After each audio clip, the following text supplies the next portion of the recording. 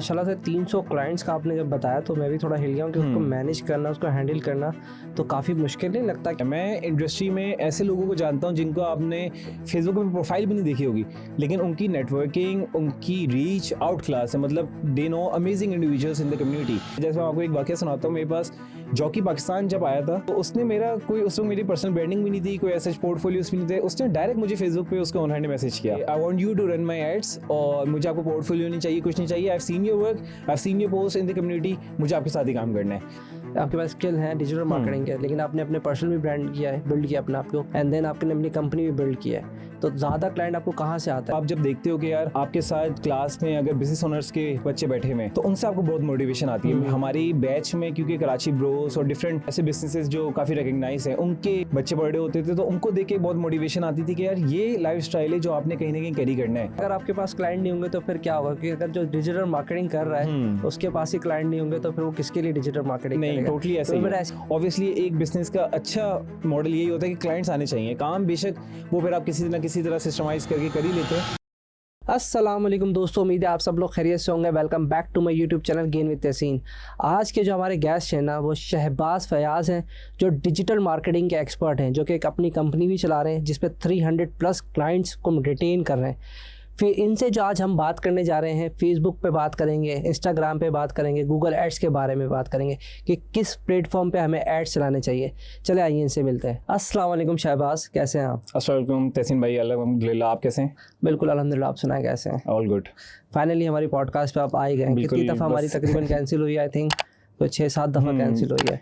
अच्छा, सबसे पहले तो मेरा सवाल जो है कि आप इस डिजिटल मार्केटिंग में जर्नी में आए कैसे? मतलब आपने ये फील्ड क्यों सिलेक्ट की, और मैं जानना चाहता हूँ आपकी जर्नी पूरी कि कैसे आपने डिजिटल मार्केटिंग को सिलेक्ट किया और अपने कैरियर को कैसे ग्रोथ किया।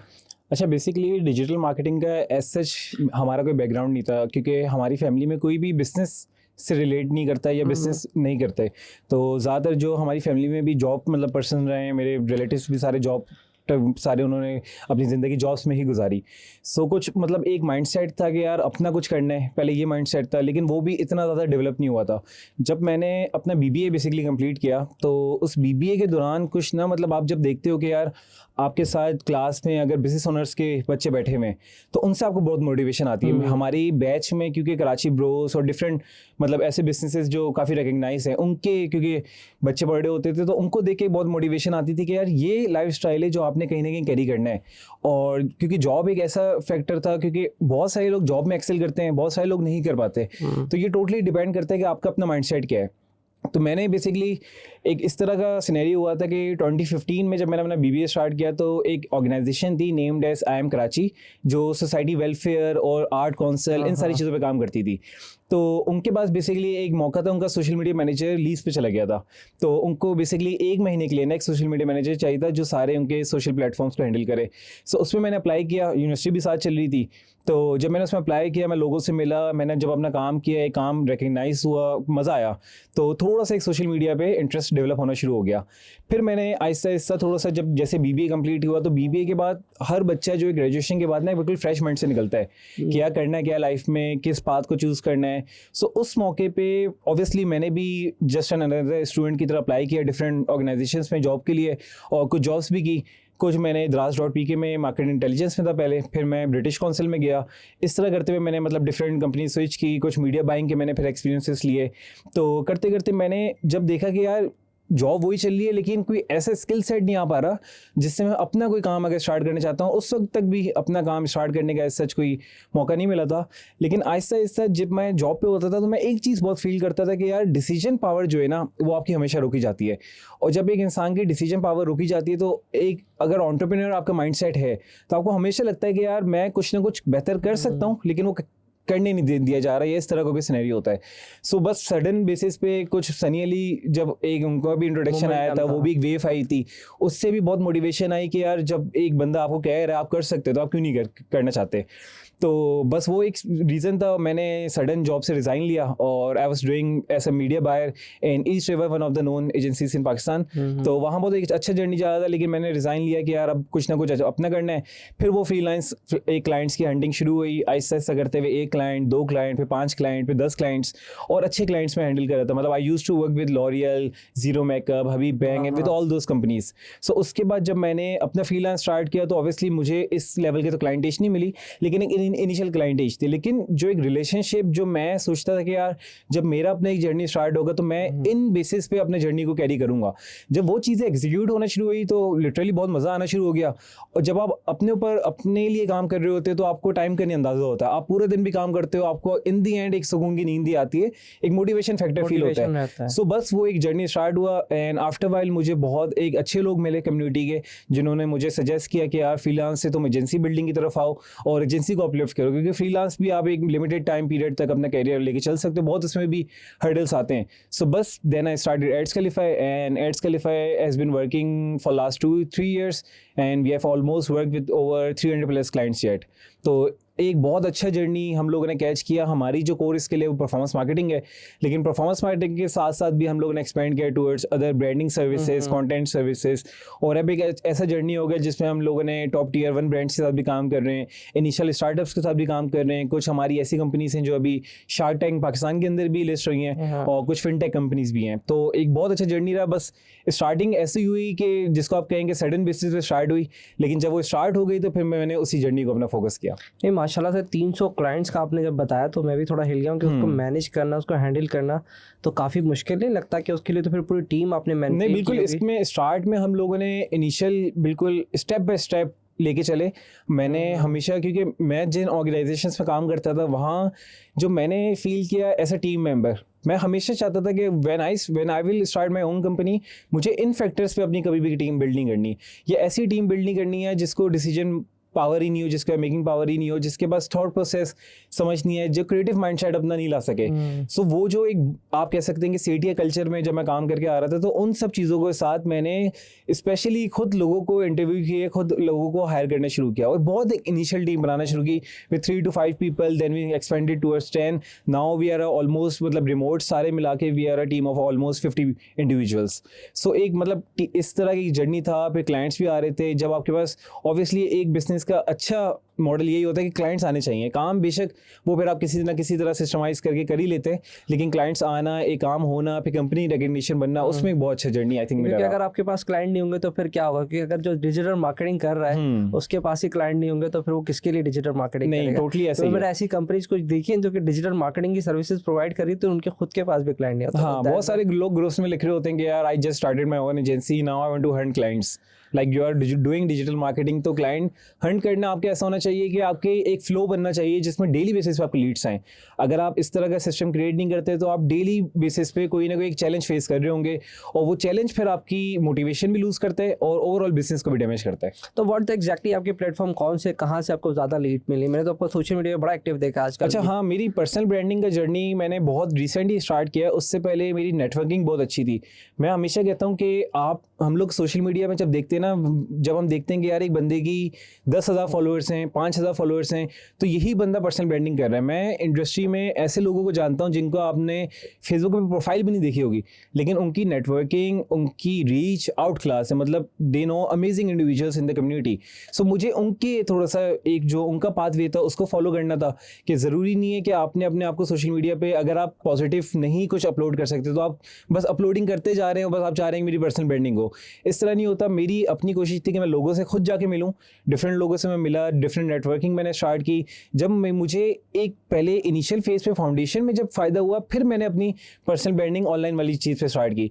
अच्छा, इसमें भी क्या होता है कि पर्सनल ब्रांडिंग एक ऐसी चीज़ है कि आप उससे कोई आउटपुट फॉरन एक्सपेक्ट नहीं कर सकते कि यार मैं आज अपनी वीडियो डालता हूँ तो शाम तक मेरे पास एक क्लाइंट होगा. Personal branding is just like you are doing something for yourself. आप अपने ऊपर एक काम कर रहे हैं और उस काम के बिहाफ पे आपको देख हर कोई रहा है. ज़रूरी नहीं है लोग कमेंट कर रहे हैं तो वो आपको देख रहे हैं, आपको देख सब रहे हैं. बहुत सारे लोग आपके पास जब आते हैं तो आपको एक्सपेक्ट नहीं होते मेरे पास कैसे आए. जैसे मैं आपको एक वाक़या सुनाता हूँ. मेरे पास जॉकी पाकिस्तान जब आया था तो उसने मेरा कोई, उस वक्त मेरी पर्सनल ब्रांडिंग भी नहीं थी, कोई ऐसे पोर्टफोलियोज भी नहीं थे. उसने डायरेक्ट मुझे फेसबुक पे उसके ओनर ने मैसेज किया कि I want you to run my ads और मुझे आपको पोर्टफोलियो नहीं चाहिए, कुछ नहीं चाहिए. I have seen your work, I have seen your post in the community, मुझे आपके साथ ही काम करना है. सो यही वाली चीज़ मैं हमेशा कहता हूँ कि आप जब पर्सनल ब्रांडिंग की तरफ जाते हैं, आप ये नहीं देखेंगे यार मैं कितनी अपलोडिंग कर रहा हूँ. What matters is to showing up daily. आप जब डेली बेसिस पे एक इनपुट दे रहे होते हैं तो इवेंचुअली उसका आउटपुट आपको एक टाइम पीरियड में नजर आना शुरू हो जाता है. तो आपको क्या लगता है कि आपने कंपनी नेम के ऊपर ज़्यादा ब्रांडिंग की है या पर्सनल पे बिजनेस कहाँ से आ रहा है? बिकॉज यू हैव देन आपके पास स्किल है डिजिटल मार्केटिंग के, लेकिन आपने अपने पर्सनल भी ब्रांड किया है, बिल्ड किया अपने आप को, एंड देन आपने अपनी कंपनी भी बिल्ड किया है. तो ज़्यादा क्लाइंट आपको कहाँ से आता है? क्योंकि अच्छा, बेसिकली मैं हमेशा मेरी एम और मोटिव यही होता है कि मैं अपनी कंपनी की ब्रांडिंग ज़्यादा करूं अपनी पर्सनल ब्रांडिंग के साथ भी. क्योंकि अगर मैं अपनी पर्सनल ब्रांडिंग कर रहा हूं, मैं फिर एक फ्रीलांस अप्रोच में जा रहा हूं कि लोग मुझे डायरेक्ट कह रहे हैं कि Shahbaz we want you to work with us. लेकिन मैं चाहता हूं एड्स क्वालिफाई का वो नाम बने, एड्स क्वालिफाई की वो ब्रांडिंग हो. और अल्हम्दुलिल्लाह अभी भी ऑलमोस्ट 70-80% क्लाइंट्स जो हैं वो एड्स क्वालिफाई के नाम से ही आते हैं. मैं खुद पर्सनली चाहता हूँ कि एड्स क्वालिफाई के नाम से आएँ. ऑब्वियसली वो पर्सनल ब्रांडिंग से भी आ रहे होते हैं, लेकिन उनको भी मैं बिलीव करवाता हूँ कि this is the company which is going to work with you. So आपने इस पर बिलीव करना है शहबाज से ज़्यादा. तो आपका जो मैक्सिमम क्लाइंट है वो आपका आप कह रहे हो कि कंपनी के नेम पर आता है इंस्टेड के आपके पर्सनल ब्रांडिंग के. हाँ, क्योंकि हमारे बहुत सारे फनल्स बने हुए हैं, हमारे सेल्स फनल्स बहुत अच्छे बने हुए हैं, हमारे लीड फनल्स बहुत अच्छे हैं. तो हमारी कंपनी नेम के थ्रू ही ज़्यादा जो है वो लीड्स क्लोज होती है. अच्छा, मैं चाहता हूँ तो लीड्स बेसिकली कैसे जनरेट होती हैं? अगर मेरा एक बिजनेस मैं अपना ओपन किया है मैंने XYZ, तो मुझे चाहिए लीड्स, मुझे कस्टमर चाहिए, जिसको हम कस्टमर का नाम देते हैं, बेसिकली वो लीड्स होती है. तो उसके क्या तरीक़ेकार होंगे, कौन सा तरीका आप यूज़ कर रहे हो जिससे आपके पास ज़्यादा से ज़्यादा लीड्स आ रही है? बिकॉज आपका एक्सपीरियंस है, तो जो खुद घर से बैठ के, यानी कि मैं खुद भी इटसेल्फ, ऐसा ना हो कि आप कोई बड़ा सा बता दे यार PPC कर रहा है, उसके लिए तो पैसे चाहिए. कोई आसान वे, कोई ईजी वे के हम यूज़ करें और हमारे पास लीड्स आना शुरू हो जाए. देखिए, सबसे पहले तो आई थिंक लीड्स का वही फॉर्मूला है कि आपने फनल को थोड़ा सा फोकस करना है. लीड्स आती हैं, एक फ्लो डेली बेसिस पे आ रहा होता है, लेकिन उसको क्लोज करना बहुत इंपॉर्टेंट है. तो फनल का मतलब ही यही है कि जब आप एक पूल ऑफ लीड्स को फिल्टर आउट करते हैं, देन उसको क्लोज करते हैं, देन वो बॉटम ऑफ द फनल आता है. कोई भी ऐसा बिजनेस है जो PPC अफोर्ड नहीं कर सकता या एक्सपेंसिव एक अप्रोच अफोर्ड नहीं कर सकता, उसके लिए सबसे ज़्यादा इंपॉर्टेंट है showing up on the all the social media platforms. जब आप सोशल मीडिया प्लेटफॉर्म से अपना बिजनेस शो करेंगे, अब आप देखें क्योंकि ऑर्गेनिक इंगेजमेंट, ऑर्गेनिक कंटेंट की तरफ बहुत ज़्यादा बिजनेसेस मूव कर रहे हैं. सो एक ऐसी चीज़ हो चुकी है कि मैं नहीं समझता कि किसी को भी एक हर्डल है कि अपने बिजनेस को ज़्यादा से ज़्यादा लोगों तक पहुंचाना. सोशल मीडिया प्लेटफॉर्म का मकसद ही यही है कि आप वहाँ पे अपनी रिकग्निशन बना के ज़्यादा से ज़्यादा लोगों को बताते हैं कि who we are, what we are offering. So एक बिजनेस जो लेट सपोज PPC अफोर्ड नहीं कर सकता, ये एक्सपेंसिव अप्रोच अफोर्ड नहीं कर सकता, उनको कहीं ना कहीं अपनी ब्रांडिंग को बहुत ज़्यादा फोकस करना चाहिए. जब आप अपनी ब्रांडिंग को फोकस करेंगे तो इवेंचुअली लोग आपको देख रहे हैं. जब लोग आपको देखेंगे तो आपसे बात भी करेंगे, आपसे क्लोज भी होंगे. सो एक पूरी एक फनल अप्रोच होती है जिसके थ्रू कोई भी बिजनेस अपने आप को दिखा के वहां से अपने कस्टमर्स ग्रैब कर सकता है. कौन सा प्लेटफॉर्म आपको लग रहा है सबसे ज़्यादा लीड जनरेट कर रहा है? जैसे इंस्टा में बात करें, इंस्टा, फेसबुक, लिंक्डइन, यूट्यूब, कौन सा? अच्छा देखिए, इस पे डिपेंड करते हैं बिजनेस टाइप्स पे भी. बहुत सारे बिजनेसेस हैं जो अभी तक रिलाई करते हैं ऑन गूगल. जब हम इंटरनेशनल की मार्केट की बात करते हैं, लोकल के अंदर भी बहुत ऐसे बिजनेसेस हैं जो गूगल एड्स के थ्रू ही अपनी लीड्स टारगेट करने की कोशिश करते हैं. लेकिन बहुत सारे ऐसे बिजनेसेस हैं जिनकी आप थोड़ी सी इंपल्स बाइंग वाली लीड्स होती हैं. सो वो लोग फेसबुक पे भी अपनी लीड्स टारगेट कर सकते हैं, इंस्टा पे भी कर सकते हैं, और different platforms like let's suppose Twitter हो गया, टिकटॉक हो गया, इन प्लेटफॉर्म से भी अपनी लीड टारगेट कर सकते हैं. लेकिन एक इनिशियल, अगर मैं कहता हूँ कि एक एवरेज बिजनेस है जिसको एक इजी इंटेंट के साथ लीड्स क्लोज करनी है, आई थिंक उसके लिए सबसे बेहतर प्लेटफॉर्म फेसबुक ही है, क्योंकि वहाँ पे ज़्यादा आपका बड़ा ऑडियंस का पूल है. अगर आप उस ऑडियंस के पूल को फिल्टर आउट करना शुरू करते हैं, then you move towards omnichannel marketing, जिसमें हम डिफरेंट प्लेटफॉर्म्स इस्तेमाल कर रहे होते हैं. ओमनी चैनल थोड़ा एक्सप्लेन करें. अच्छा, ओमनी चैनल का मैं आपको बेसिकली बताता हूँ कि omnichannel is basically you are everywhere on digital site. क्या अगर बात करते हैं हम लोग एड्स की, तो अगर हम एड्स लगा रहे हैं तो हम अगर सिर्फ फेसबुक पे एड्स लगा रहे हैं तो हम ओमनी चैनल मार्केटिंग नहीं कर रहे.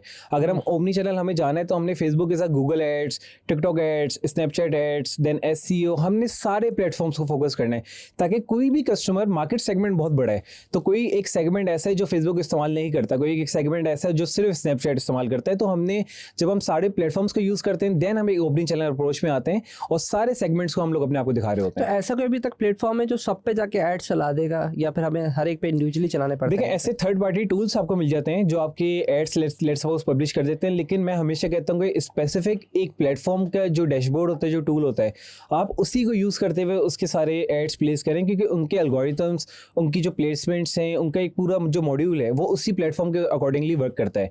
सो it's better to use that platform instead of मतलब वर्किंग विद थर्ड पार्टी. अगर फेसबुक पे ऐड चलाने तो फेसबुक का ही प्लेटफॉर्म यूज किया जाए, अगर गूगल पे चलाना है तो गूगल का। अच्छा, फेसबुक पे भी लोग गलती क्या करते हैं कि बहुत सारे बिजनेसेस को अभी तक लगता है कि बूस्टिंग जो है वो आपकी एड्स चलाना है, कि मैंने किसी इंस्टाग्राम की पोस्ट को बूस्ट कर दिया तो मैंने एड चला दिया। नीचे हर प्लेटफॉर्म के स्पेसिफिक एक एड मैनेजर का डैशबोर्ड होता है, वहाँ पे इंटीग्रेशंस होती हैं, वहाँ पे प्लेसमेंट्स होती हैं। तो जितना आप उन प्लेटफॉर्म्स को यूज़ करेंगे, उन डैशबोर्ड्स को यूज़ करेंगे, उतने ज़्यादा आपके एड्स अच्छे परफॉर्म करेंगे।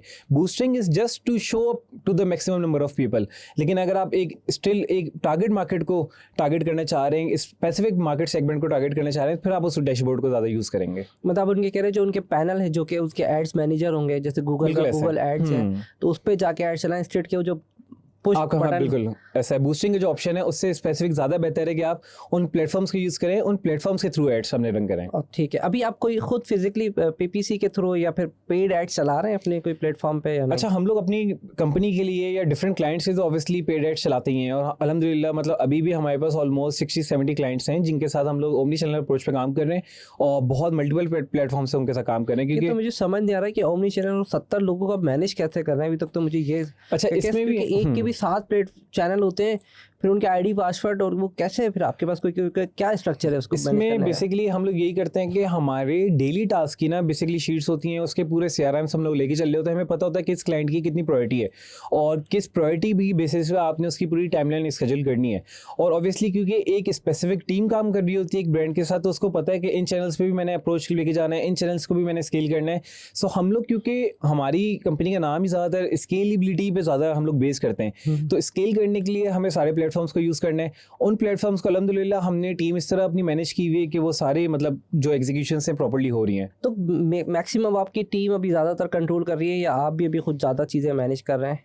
अच्छा, मेरा इसमें जो अपना एक विजन और एम है वो यही है कि मेरी टीम जो है वो हैंडल करे ऑल द मतलब Leeds and all the work, और मैं बहुत ज़्यादा अपना जो है अपना पार्ट ज़्यादा कंपनी के अंदर शो नहीं करूँ। क्योंकि होता क्या है कि लेट सपोज जब मैं अपने आप को हर चीज़ में इनपुट दे रहा हूँ, मैं हर चीज़ में ज़्यादा आ रहा हूँ, तो टीम को हमेशा एक बैक स्टेप रहना पड़ेगा कि शबास इज इन द फ्रंट। जब मैं पीछे हटता हूँ, मैं अपनी टीम को डिसीजन पावर देता हूँ, मैं अपनी टीम को देता हूँ कि आप क्रिएटिव माइंड्स के साथ आप डिसीजंस लो, तो वो जब आगे आती है तो उसका आउटपुट भी मुझे कहीं ना कहीं अच्छा नजर आता है। मेरा खुद विजन ये कि अगर एक टीम बनाई है तो वो टीम ही उसको हैंडल करे, उसी के साथ सारे क्लाइंट्स तक कम्युनिकेट करे। आपको लोग छोड़ के नहीं जाते कि पाकिस्तान में एक ट्रेंड है सीखता है और छोड़ के भागते, तो इस तरह के चैलेंजेस देखिए अल्हम्दुलिल्लाह ये मैंने बहुत ज़्यादा फेस किया है कि मतलब people resigning, people come and go, लेकिन अल्हम्दुलिल्लाह इन हमारी कंपनी में हम लोगों ने ये कल्चर इस तरह का डेवलप किया है कि लोग छोड़ के नहीं जाते, और जो आता है उसको जब वो लेट सपोज बहुत सारे एम्प्लॉयज़ हमारे किसी रीज़न की वजह से छोड़ के भी गए, लेकिन जो छोड़ने का वक्त होता है वो उनके लिए बहुत इमोशनल वक्त होता है। क्योंकि हमारा कल्चर ये है कि मैं कभी भी किसी को ये नहीं समझता कि he is just another employee, और मैं अगर उसको पे कर रहा हूँ तो यार मैंने इसको ख़रीद लिया है। मैं ये समझता हूँ कि मुझे भी इससे सीखने को कुछ मिलेगा, अगर ये काम करता हो सकता है ये कोई ऐसी चीज़ करे जो मैं अपने जहन में नहीं सोच सकता। तो टीम कल्चर, आपके ऑफिस का कल्चर, आपके ऑफिस का environment, how you treat people, how you treat your team members, ये चीज़ें बहुत ज़्यादा इंपॉर्टेंट है अगर आपको एक टीम को लॉन्ग टर्म में रिटेन करना है। तो टीम आपने कैसे रखी हुई है? हाइब्रिड रखी हुई है, ऑनलाइन रखी हुई है, ऑफलाइन रखी हुई है? अच्छा, थोड़ा सा हमारा एक स्पेसिफिक डिपार्टमेंट जो है हमारे मीडिया बाइंग का, वो थोड़ा सा हाइब्रिड मॉडल पे है, क्योंकि ऑब्वियसली मीडिया बायर्स आजकल बहुत एक क्विक पेस में काम कर रहे होते हैं, और मैं उनको बहुत ज़्यादा लिमिट नहीं करता। अगर आप मेरे साथ काम कर रहे हो तो आप किसी और ब्रांड के साथ काम नहीं कर सकते। कुछ हमारे SOPs हमारे इस तरह के NDA साइन हुए हुए होते हैं, लेकिन स्टिल कुछ मीडिया बायर्स हमारे हाइब्रिड मॉडल पे हैं। बाकी जितने भी हमारा स्टाफ है वो हमारा इन हाउस है, ज़्यादातर इन हाउस ही। ज़्यादातर हम लोग इन हाउस ही कर रहे हैं। चैलेंजेस आपको जब भी डिजिटल मार्केटिंग की कोई भी आपके पास कस्टमर आया है तो क्या चैलेंजेस आपको करंटली फेस करने पड़ते हैं कि उसको लाइन अप करने के लिए, उसको मार्केट करने के लिए? अच्छा, सबसे बड़ा जो चैलेंज हमें फेस करना पड़ता है that is to educate the client. बहुत सारे क्लाइंट्स ऐसे आते हैं who have the investment, who मतलब हैव द बजट, लेकिन उनको डिजिटल नॉलेज है ही नहीं। सो अगर हम उनको ये समझाते हैं कि आपको फेसबुक के साथ गूगल पे भी स्पेंड करना है, तो उनको गूगल एड्स का तो पता ही नहीं है। तो वो जो एक नॉलेज है वो एक देना ना, वो आई थिंक हमारे लिए एक चैलेंज होता है, क्योंकि हम क्लाइंट के साथ ट्रांसपेरेंसी कम्युनिकेशन रखने की बहुत कोशिश करते हैं। अगर हम क्लाइंट के साथ ट्रांसपेरेंट नहीं होते, हम उसको नहीं बताते, तो ऑब्वियसली हमारे लिए भी एक एथिकली पॉइंट ऑफ व्यू के साथ भी गलत है कि हम सिर्फ उसका बजट पुट ऑन कर रहे हैं, उसको पता ही नहीं कि मेरा बजट कहाँ पुट ऑन हो रहा है। तो इस पूरे जर्नी में आपने क्लाइंट को एजुकेट करना है। अगर एक प्लेटफॉर्म पे ज़्यादा स्पेंडिंग हो जाती है या एक प्लेटफॉर्म पे सेल्स नहीं आ रही, सो क्लाइंट को आपको लेके चलना, उसको ट्रस्ट डेवलप करवाना, ये एक रिलेशनशिप ऐसा होता है जिसमें थोड़े से चैलेंजेस क्लाइंट के अंदर तो ये भी चैलेंज आता होगा ना कि पाकिस्तान में तो उतना फंड का भी इशू है, तो ज़्यादातर आपके पाकिस्तानी बेस्ड क्लाइंट है, यूएस बेस्ड? हमारे 60% क्लाइंट्स पाकिस्तानी हैं, 40% हमारे जो इंटरनेशनल बेस्ड तो हैं। पाकिस्तानी जो क्लाइंट्स हैं उनको फिर आप कैसे एजुकेट करते हो, क्योंकि करेंसी डिफरेंस आता है। वो एक ऐड चलता है आपका $3 का, बोलता है 900 रुपये चलेगा भाई, एक भी क्लाइंट नहीं है, तो कैसे? अच्छा, बहुत सारे एड अकाउंट्स हमारे यहाँ पीकेआर के भी बेस्ड हैं, तो क्लाइंट्स के जितने भी एड अकाउंट्स हैं वो पीकेआर में बेस्ड होते हैं। इंटरनेशनल वाले अपने इंटरनेशनल अकाउंट्स यूज़ कर रहे होते हैं।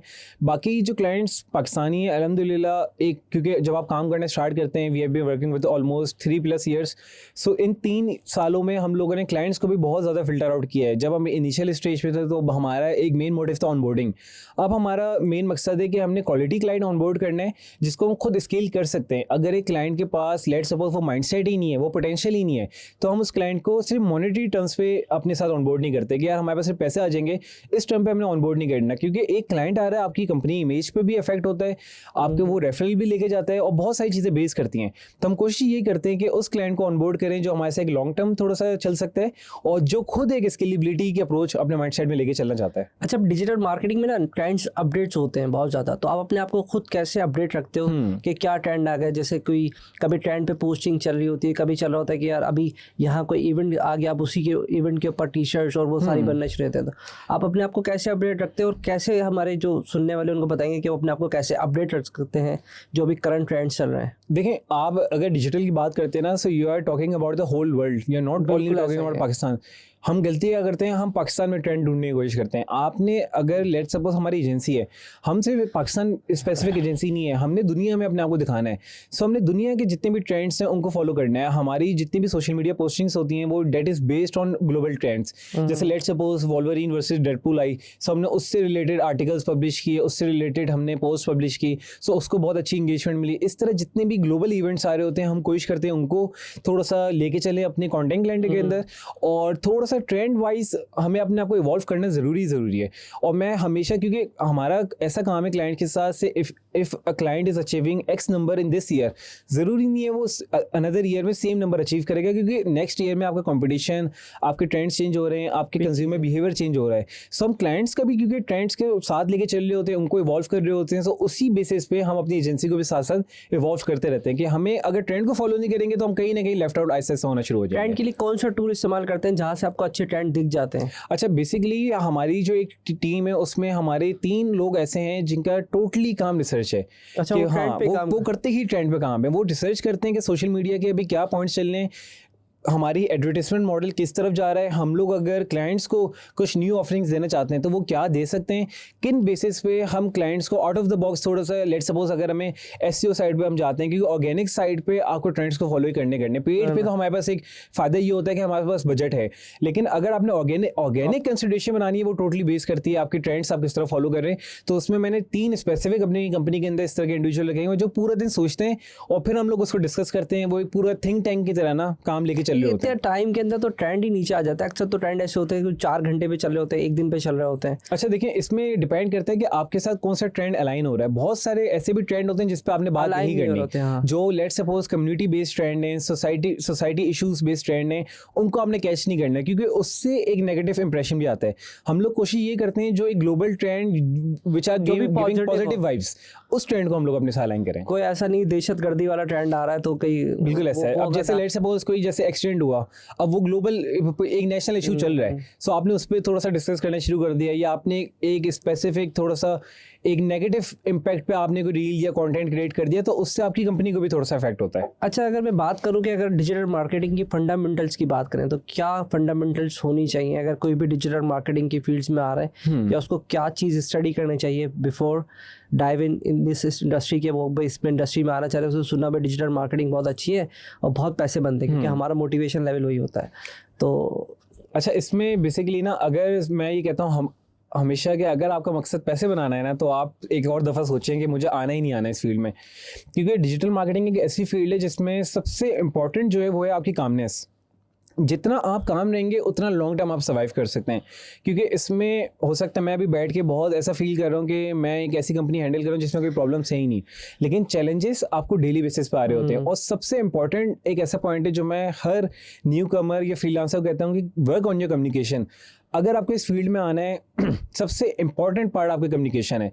अगर आप लोगों को बता ही नहीं सकते कि आपके माइंड में क्या है, सो ऑब्वियसली आप एक अच्छे डिजिटल मार्केटर नहीं बन सकते। Marketing is always about communication. अगर मार्केटिंग कम्युनिकेशन है तो आपने उसको कम्युनिकेशन को डिजिटली कहीं ना कहीं साथ लेके चलना है। सो सबसे पहले अपनी कम्युनिकेशन में काम करें। आप लोगों से लिसनिंग पावर आपकी अच्छी होनी चाहिए, आपकी डिलीवरी अच्छी होनी चाहिए, आप लोगों को ट्रस्ट बिल्ड करवा सकते हैं। जब आप इस फेज में अपनी पर्सनैलिटी बिल्डअप करते हैं देन कम्स योर स्किल, क्योंकि स्किल को मैं हमेशा सेकंड पॉइंट पे इसलिए रखता हूँ कि आपने क्लाइंट को अगर रिटेन करना है वो आप स्किल बेस पे नहीं कर सकते। स्किल बेस पे बहुत दफ़ा ऐसा भी होता है कि अच्छे रिजल्ट्स आ रहे हैं, क्लाइंट हमारे पास से चला गया। क्यों? क्योंकि हम क्लाइंट के साथ उस टाइम पीरियड के अंदर वो रिलेशनशिप भी बिल्डिंग कर सके। सो अगर आपने इस फील्ड के अंदर आना है और अच्छे मतलब टाइम पीरियड के साथ एक्सेल करना है, सो कम्युनिकेशन एक ऐसा पार्ट है। आप कम्युनिकेशन पे काम करना शुरू करें, स्किल आपको खुद ब खुद साथ आना शुरू हो जाएगी। एक चीज़ और ऐड करने उसमें कि उसको पढ़ते रहना पड़ेगा। जिसको पढ़ने का शौक नहीं है वो तो नहीं आए, तो इतनी तेज़ी से ये अपडेट्स होती हैं। सुबह उठे आपका एक ट्रेंड चेंज हो गया, शाम में उठे, तो जिसको पढ़ने लिखने का शौक नहीं है, जो कहता है कि यार नहीं है, तो वो फिर वो डिज़ाइनिंग की साइड पे चले जाए, क्योंकि वो फिर इतना अपडेट नहीं होता। आप इसको करेक्ट भी कर सकते हैं। हाँ। और वो अगर जिसको पढ़ने का शौक है, जिसको थोड़ी बहुत इंग्लिश आती है, तो वो आ जाए, क्योंकि हर डेली पे मैंने देखा है, मुझे तो 15-20 साल हो गए, तो वो तो सुबह उठे फिर कुछ नया होता है, ऐसा है। शाम में उठे फिर कुछ नया होता है। नहीं, आपको रिसर्च आपकी कंटिन्यूस लर्निंग है। मैं हमेशा ये कहता हूँ कि लोग, ये बहुत सारे लोग मुझसे मिलते हैं, कहते हैं यार मतलब यू आर द फाउंडर, तो एक बहुत अच्छी लाइफ चल रही होगी, लेकिन मैं स्टिल ये कहता हूँ कि मैं आज भी नया कुछ ना कुछ सीख रहा होता हूँ डेली बेसिस पे। अगर मैं कुछ नहीं सीखता तो मैं कभी कभी ऐसा होता है कि जब आप एक हफ्ता 2 हफ्ते नई चीज़ों के बारे में पढ़ रहे होते हैं तो आपको खुद फील होता है कि यार मैं एक स्टेप बैक जा रहा हूँ। जब आप डेली बेसिस पे कंटिन्यूस लर्निंग कर रहे होते हैं तो देन आपको फील होता है कि यार मैं ट्रेंड्स को फॉलो कर रहा हूँ, ग्लोबल जो एक चेंज आ रहा है, रेवोल्यूशन आ रही है, उस चीज़ के साथ मैं अपने आप को अलाइन कर रहा हूँ साथ। अभी अपने आप को आप खुद अपडेट कैसे कर रहे हैं, मेरा दूसरा सवाल है, क्योंकि चीज़ें तो आ रही हैं, डेली आ रही हैं, डेली कुछ ना कुछ नया आता है, तो कौन से ऐसे मीडियम्स को फॉलो कर रहे हैं? कोई ऐसा मेंटोर आप बताना चाहें कि मैं इसको फॉलो कर रहा हूँ, अगर आपने अपडेट रहना है तो आप इसको फॉलो कर सकते हैं? अच्छा, मैं ज़्यादातर मैं इंटरनेशनल मतलब लोगों को फॉलो करता हूँ। I have been following Alex Hormozi quite a bit, और इसके अलावा कुछ और ऐसे यूट्यूबर्स हैं, इंस्टाग्राम मतलब इन्फ्लुएंसर्स हैं जिनको मैं फॉलो करता हूँ, क्योंकि मेरी बहुत सारे लोगों की मेंटोरशिप की अपनी अप्रोचेस होती हैं। कुछ लोग चाहते हैं मेंटोर्स उनको बिल्कुल एक बेस मॉडल बना के दें, कुछ चाहते हैं मेंटोर उनको सिर्फ माइंडसेट डेवलप करवाएं, कुछ चाहते हैं मेंटोर उनको कोई स्किल सेट या इस तरह फाइनेंशियल सिचुएशन में हेल्प आउट करें। मेरा ज़्यादातर होता है कि मैं माइंडसेट डेवलपमेंट की तरफ जाऊँ, और क्योंकि जब आपका माइंडसेट डेवलप होता है तो उतना आप ज़्यादा रिस्क ले सकते हैं। मैं अभी उस एज में हूँ कि अगर मैंने इनिशियल इस टाइम पे रिस्क नहीं लेता अपनी कंपनीज़ के लिए, वो डिसीजंस नहीं ले पाता, सो ऑब्वियसली हमें भी अपनी स्किलेबिलिटी में इशू आएगा। सो अपनी कंटिन्यूस लर्निंग के लिए मैं डिफरेंट यूट्यूबर्स, डिफरेंट पॉडकास्ट को सुन रहा होता हूँ, लेकिन मैं किसी कोर्स को बिलीव नहीं करता कि मुझे कोई स्पेसिफिक कोर्स करना है या कोई न्यू स्किल सेट सीखना है। इंटरनेट पे बेतहाशा चीज़ें जो फ्री मॉडल अवेलेबल होते हैं, मैं उन चीज़ों को पढ़ता हूँ। मैं बुक्स कभी कभी पढ़ने की कोशिश करता हूँ, और मैं ज़्यादा ह्यूमन इंटरेक्शन पे बिलीव करता हूँ। जब मैं नए लोगों से मिलता हूँ तो ऑब्वियसली मुझे कुछ नया सीखने को मिलता है। तो ये कुछ एक स्पेसिफिक चीज़ें। बाकी I have been into sports and physical activities, ताकि मैं अपने जितना माइंडसेट स्ट्रॉन्ग कर सकता हूँ उतनी मेरे पास पावर है कि मैं न्यू चीज़ें कंज्यूम करके उनको अडॉप्ट कर सकता हूँ। अच्छा, स्पोर्ट्स पे मैंने आपके फेसबुक पे देखा है, मेरे ख्याल जिम में भी बड़े एक्टिव रहते हैं। मतलब I have been playing all the sports including golf, table tennis, cricket, football, hockey, you name it, मतलब आई हैव प्लेड। मतलब मैं टेनिस में जो था वो नेशनल चैंपियन था, एंड आई यूज्ड टू, हाँ, मैं अंडर 18 सिंध नंबर 1 था, फिर मैं पाकिस्तान नंबर 6 रहा, और हम लोगों ने डेविस कप में भी पाकिस्तान को रिप्रेजेंट किया। फिर just I had an accident of my thigh bone, और ये थाई बोन बिल्कुल 2 हिस्सों में अलग हो गई थी। सो आई लेफ्ट स्पोर्ट्स। मैं अमेरिका जा रहा था एक स्कॉलरशिप पे टेनिस की बेस पे। सो मतलब उसके बाद फिर क्योंकि आपके थोड़ा सा एक वो फिजियोथेरेपी सारी चीज़ें चलती हैं, उसके बाद मैंने फिजिकल एक्टिविटी के लिए जिम स्टार्ट किया, और अब डेली बेसिस पर जिम और डिफरेंट मतलब स्पोर्ट्स लाइक गोल्फ, स्विमिंग, ये चीज़ें चल रही होती हैं। तो अभी कोई मसला नहीं आता उसके बाद? नहीं, अल्हम्दुलिल्लाह फिजियोथेरेपी मेरी बहुत अच्छी हुई, बहुत अच्छा है, उस पर टाइम पीरियड दिया। लेकिन फिजिकल स्पोर्ट्स के साथ मैं आपको बताऊं, अगर मैं अटैच हूं तो वो सिर्फ अपनी फादर की वजह से हूं, क्योंकि my father belongs two forces basically, और उनका जो बैकग्राउंड है फोर्सेस से था, तो वो हमेशा स्पोर्ट्स के साथ अपने आप को उन्होंने इंट्रैक्शन रखी है। लेट्स सपोज मेरे फादर ने 26-28 ईयर्स स्कॉच खेला है, then he used to play tennis for like 8 to 9 years, another years, और अब क्योंकि वो रिटायरमेंट एज पे आ गए, उनका थोड़ा सा नी प्रॉब्लम है, now he is playing golf and also learning horse riding skills right now. So एक मतलब फादर की तरफ से एक ऐसा माइंडसेट आया हुआ है कि यार age is just a number, you have to prove yourself and to learn something new. So उसकी वजह से हमें भी एक मोटिवेशन आती है जब हम फादर को देखते हैं ना कि ट्रैक सूट में जॉगर्स में वो जा रहे हैं. सो हम जब इस एज के अंदर बैठे हुए हैं मोबाइल स्क्रॉल कर रहे हैं तो वो एक माइंडसेट डेवलप हो ही नहीं पाता घर के अंदर. सो ये चीज़ एक घर से डेवलप होना शुरू हुई है. और जो स्पोर्ट्स करता है आई थिंक उसके अंदर इनोवेशन के आइडियाज आते रहते हैं और वो अपडेट अपने आप को करता रहता है. स्पोर्ट्स में आई थिंक मैं एक ऐसा पॉइंट देना चाहता हूँ जो सबसे फायदेमंद है, वो है फेलियर. आप स्पोर्ट्स में कंटिन्यूस फेलियर फेस कर रहे होते हैं. आप किसी भी स्पोर्ट्स की बात करें, लेट्स सपोज टेनिस की बात करें. सो रॉजर फेडरर की एक स्पीच थी, उसमें उसने बताया कि 59% ऑफ द पॉइंट्स मैंने अपने स्पोर्ट्स में लूज़ किए हैं एंड ओनली 40 और 30% ऑफ द पॉइंट्स मैंने विन किए हैं. सो वो जो हर पॉइंट के बाद फेलियर होता है, आपको स्टिल उसके बाद कमबैक करना होता है कि यार नहीं, अगला पॉइंट में जीतूंगा. अब आप क्रिकेट खेल लेना, ये मेरी ये बॉल खराब हुई है, अगली बॉल में मैं इसकी विकेट लेने की कोशिश करूंगा. ये जो माइंडसेट होता है ना, ये आपको रिस्क टेकिंग की तरफ लेके जाता है और एक स्ट्रॉन्ग माइंडसेट बनाता है. जब आपके पास छोटे छोटे फेलियर्स सारे होते हैं ना, उससे घबराते नहीं है कि यार आज मेरे पास एक क्लाइंट चला गया तो मैं उससे घबरा जाऊंगा कि यार मेरी एजेंसी को बंद हो जाएगी, क्या होगा. क्लाइंट गया, मैं न्यू क्लाइंट के लिए अप्रोच करूंगा. सो ये जो अप्रोच है ना, वो कहीं ना कहीं स्पोर्ट्स माइंडसेट के साथ ही आपके डेवलप होना शुरू होती है. कौन सा स्पोर्ट सबसे अच्छा पसंद है आपको, मतलब जिसमें एंजॉय करते हो अभी? मैं मतलब स्विमिंग एक ऐसा स्पोर्ट्स है जो अभी तक मैं सबसे पुराना करते आ रहा हूँ. मतलब मैंने स्विमिंग स्टार्ट की थी अराउंड जब मैं था 3 से 4 साल का. सो उस ईयर से मैंने स्विमिंग स्टार्ट की, तो ऑलमोस्ट 20+ ईयर्स हो चुके हैं. इसके अलावा टेनिस में अब बहुत ज़्यादा नहीं खेलता क्योंकि वो एक इंजरी की वजह से ऑलमोस्ट टेनिस कम ही हो गया. लेकिन अब जिम एक ऐसी एक्टिविटी है जिसमें मैं अपने आपको फिट रखने की कोशिश करता हूँ. और साइड बाय साइड में गोल्फ को अब थोड़ा सा ज़्यादा फोकस करना शुरू हो गया क्योंकि गोल्फ एक ऐसा स्पोर्ट्स है जिसमें सबसे बड़ा फ़ायदा मुझे जो हुआ है वो इंट्रैक्शंस हुआ है. मतलब मैं ऐसे बिजनेस ओनर से मिला हूँ, ऐसी कम्युनिटी से मिला हूँ जो गोल्फ स्पेसिफिक खेलती है. और गोल्फ के साथ थोड़ा सा आपका माइंडसेट बहुत स्ट्रांग होता है कि आपकी एक शॉट है और आप रिलाई कर रहे हैं एयर के साथ भी, आप रिलाई कर रहे हैं डिस्टेंस पे भी. सो वो एक स्पेसिफिक शॉट आपकी इतनी कहीं ना कहीं आपके माइंड को कंज्यूम करती है कि उसमें लिटरली बहुत मज़ा आना होता है. जो जितने भी गोल्फ प्लेयर्स हैं ना, वो इस बात से रिलेट कर सकते हैं. अच्छा, जो मेरा सवाल है वो ये है कि अब स्पोर्ट्स जो है इटसेल्फ बहुत टाइम लेता है, तो अब अपनी डेली रूटीन को कैसे मेंटेन कर रहे हैं कि स्पोर्ट्स भी चल रहा है, बिजनेस भी चल रहा है, फिर पर्सनल ब्रांडिंग भी आपकी चल रही है? अच्छा, बेसिकली इसमें होता है क्या है कि इस चीज़ को ना थोड़ा सा एडॉप्ट करने में और रूटीन में लाने में टाइम पीरियड तो लगता है. मतलब जब आप कोई भी स्पोर्ट्स या फिजिकल एक्टिविटी स्टार्ट करते हैं तो शुरू में आपको इतनी मोटिवेशन नहीं होती क्योंकि एक तो आपको सबसे ज़्यादा टाइम कंज्यूम हो रहा होता है, आपको रिजल्ट्स इंस्टेंट नहीं मिल रहे होते, तो आप डीमोटिवेट होते हो कि यार मैं डेली बेसिस जिम भी आ रहा हूँ, ऑफिस भी संभाल रहा हूँ, ये चीज़ मैनेज नहीं हो पा रही. होता क्या है कि जब आप एक चीज़ पे, कोई भी एक ऐसी चीज़ है जिस पर आप कंसिस्टेंसी के साथ शो अप करना शुरू करते हैं, बेशक कोई काम हो चाहे कोई फिजिकल एक्टिविटी हो, आप जब उसको एटलीस्ट 30 डेज देते हैं तो 30 डेज के बाद आपको किसी भी चीज़ पर आउटपुट दिखना शुरू हो जाता है. Same goes for sports. जब मैं ऑफिस के साथ, पहले मैं ऑफिस के साथ जिम जाता था, वो मेरे घर के करीब था, नियर मलिक एंड. सो वो एक बड़ा डिस्टेंस था जो मैं पूरा ऑफिस करने के बाद देन ट्रैवल डिस्टेंस, उसके बाद मैं जिम जाता था, मुझसे जिम नहीं हो पा रहा था. तो मैं थोड़ा सा इस चीज़ में मैंने वर्किंग की. देन मैंने ऑफिस के पास ही एक क्लोज जिम फाइंड आउट किया जो एक अच्छा जिम था. अब मैं जैसे ही ऑफिस फिनिश करता हूँ अराउंड 6 to 7 मैं एक जिम जाता हूँ, 1 आवर सेशन करता हूँ एंड देन मैं उसके बाद घर जाता हूँ. तो मैंने इस चीज़ से अपना थोड़ा ये फील किया कि मुझे जब जिम के बाद मैं घर जाता हूँ, मैं अपने आप को थोड़ा फ्रेश फील भी करता हूँ, मैं फैमिली के साथ भी थोड़ा सा प्रोडक्टिव टाइम स्पेंड करता हूँ. और पर्सनल ब्रांडिंग को क्योंकि मैं साथ लेके चल रहा हूँ तो उसमें हमारी टीम भी थोड़ी सी अटैच है. थोड़ा सा इस चीज़ को साथ लेके चलना वाकई मुश्किल है कि आप इतनी एक्टिविटीज़ को अपने साथ लेके चल रहे हैं, लेकिन जब आपके साथ लोग अटैच होना शुरू होते हैं, आप थोड़ी सी टीम डेवलप कर लेते हैं तो चीज़ें ऑटोमेशन में आना शुरू हो जाती हैं. सो जितनी भी मेरी अपनी कंटेंट होते हैं, अपनी वीडियोस होती हैं, वो मैं अपनी टीम को अलाइन करता हूँ. They upload on all the social media platforms. Along with this मैं बस ऑफिस के साथ कोशिश करता हूँ कि ये सारी चीज़ें टाइम बाय टाइम मैनेज होते रहें. क्योंकि गोल्फ और ये टेनिस के लिए तो फिर आपने जैसे बताया इसके लिए तो फिर बहुत ज़्यादा टाइम चाहिए होता है. हाँ, golf I usually play on Sundays, मतलब संडे हो गया, वीकेंड्स पे ज़्यादा गोल्फ होता है क्योंकि गोल्फ टाइम टेकिंग है और एक सेशन ही आपका अराउंड 2-3 आवर्स का होता है. तो उसको मैं कोशिश करता हूँ कि संडे को अगर कोई काम नहीं तो रिलैक्स्ड हूँ तो फादर के साथ या अर्ली मॉर्निंग चले जाता हूँ या इवनिंग पे चले जाता हूँ. वरना ये है कि जो एक वीक का स्केड्यूल है उसमें ज़्यादातर मेरे ऑफिस के साथ जिम चल रहा होता है और अपनी पर्सनल ब्रांडिंग वाली चीज़ें चल रही होती हैं. पूरी इस जर्नी के अंदर कोई तो ऐसा फेलियर होगा जिससे आपने कुछ ना कुछ सीखा होगा और जो हमारे व्यूवर्स के साथ आप शेयर करना चाहते हो? एक ऐसा फेलियर था, मैं आपको बताता हूँ, जिसमें थोड़ा सा आप कह सकते हैं कि एक डिप्रेस मोड भी था और उससे मैंने बहुत चीज़ें अपनी लाइफ में ना लर्निंग की. दो बेसिकली एक ऐसे फेलियर्स मैंने अभी तक फेस किए हैं.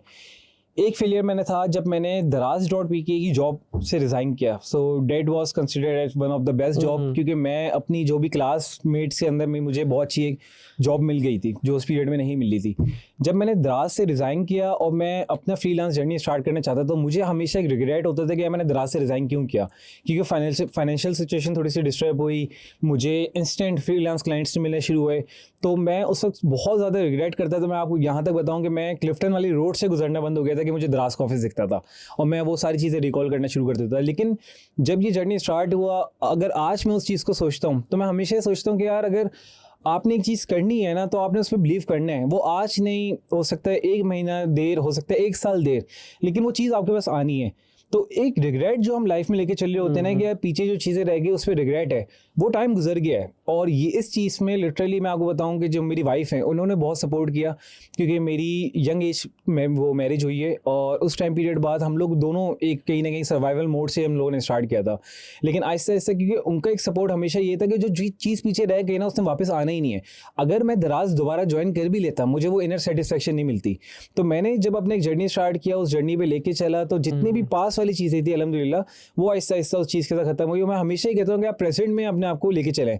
आप जब present circumstances, present challenges face करते हैं तो आपको पता होता है कि यार आज ये प्रॉब्लम है, मुझे आज इस तरह इसको फेस करना है। अगर आप बैकएंड की चीज़ों पे ही लगे रहेंगे, पास की चीज़ें सोचते रहेंगे कि यार मैं उस एज में ये कर लेता, या कुछ लोग ऐसे होते हैं वो यंग एज में स्टार्ट नहीं कर पाते तो वो सोचते हैं काश मैं यंग एज में कर लेता।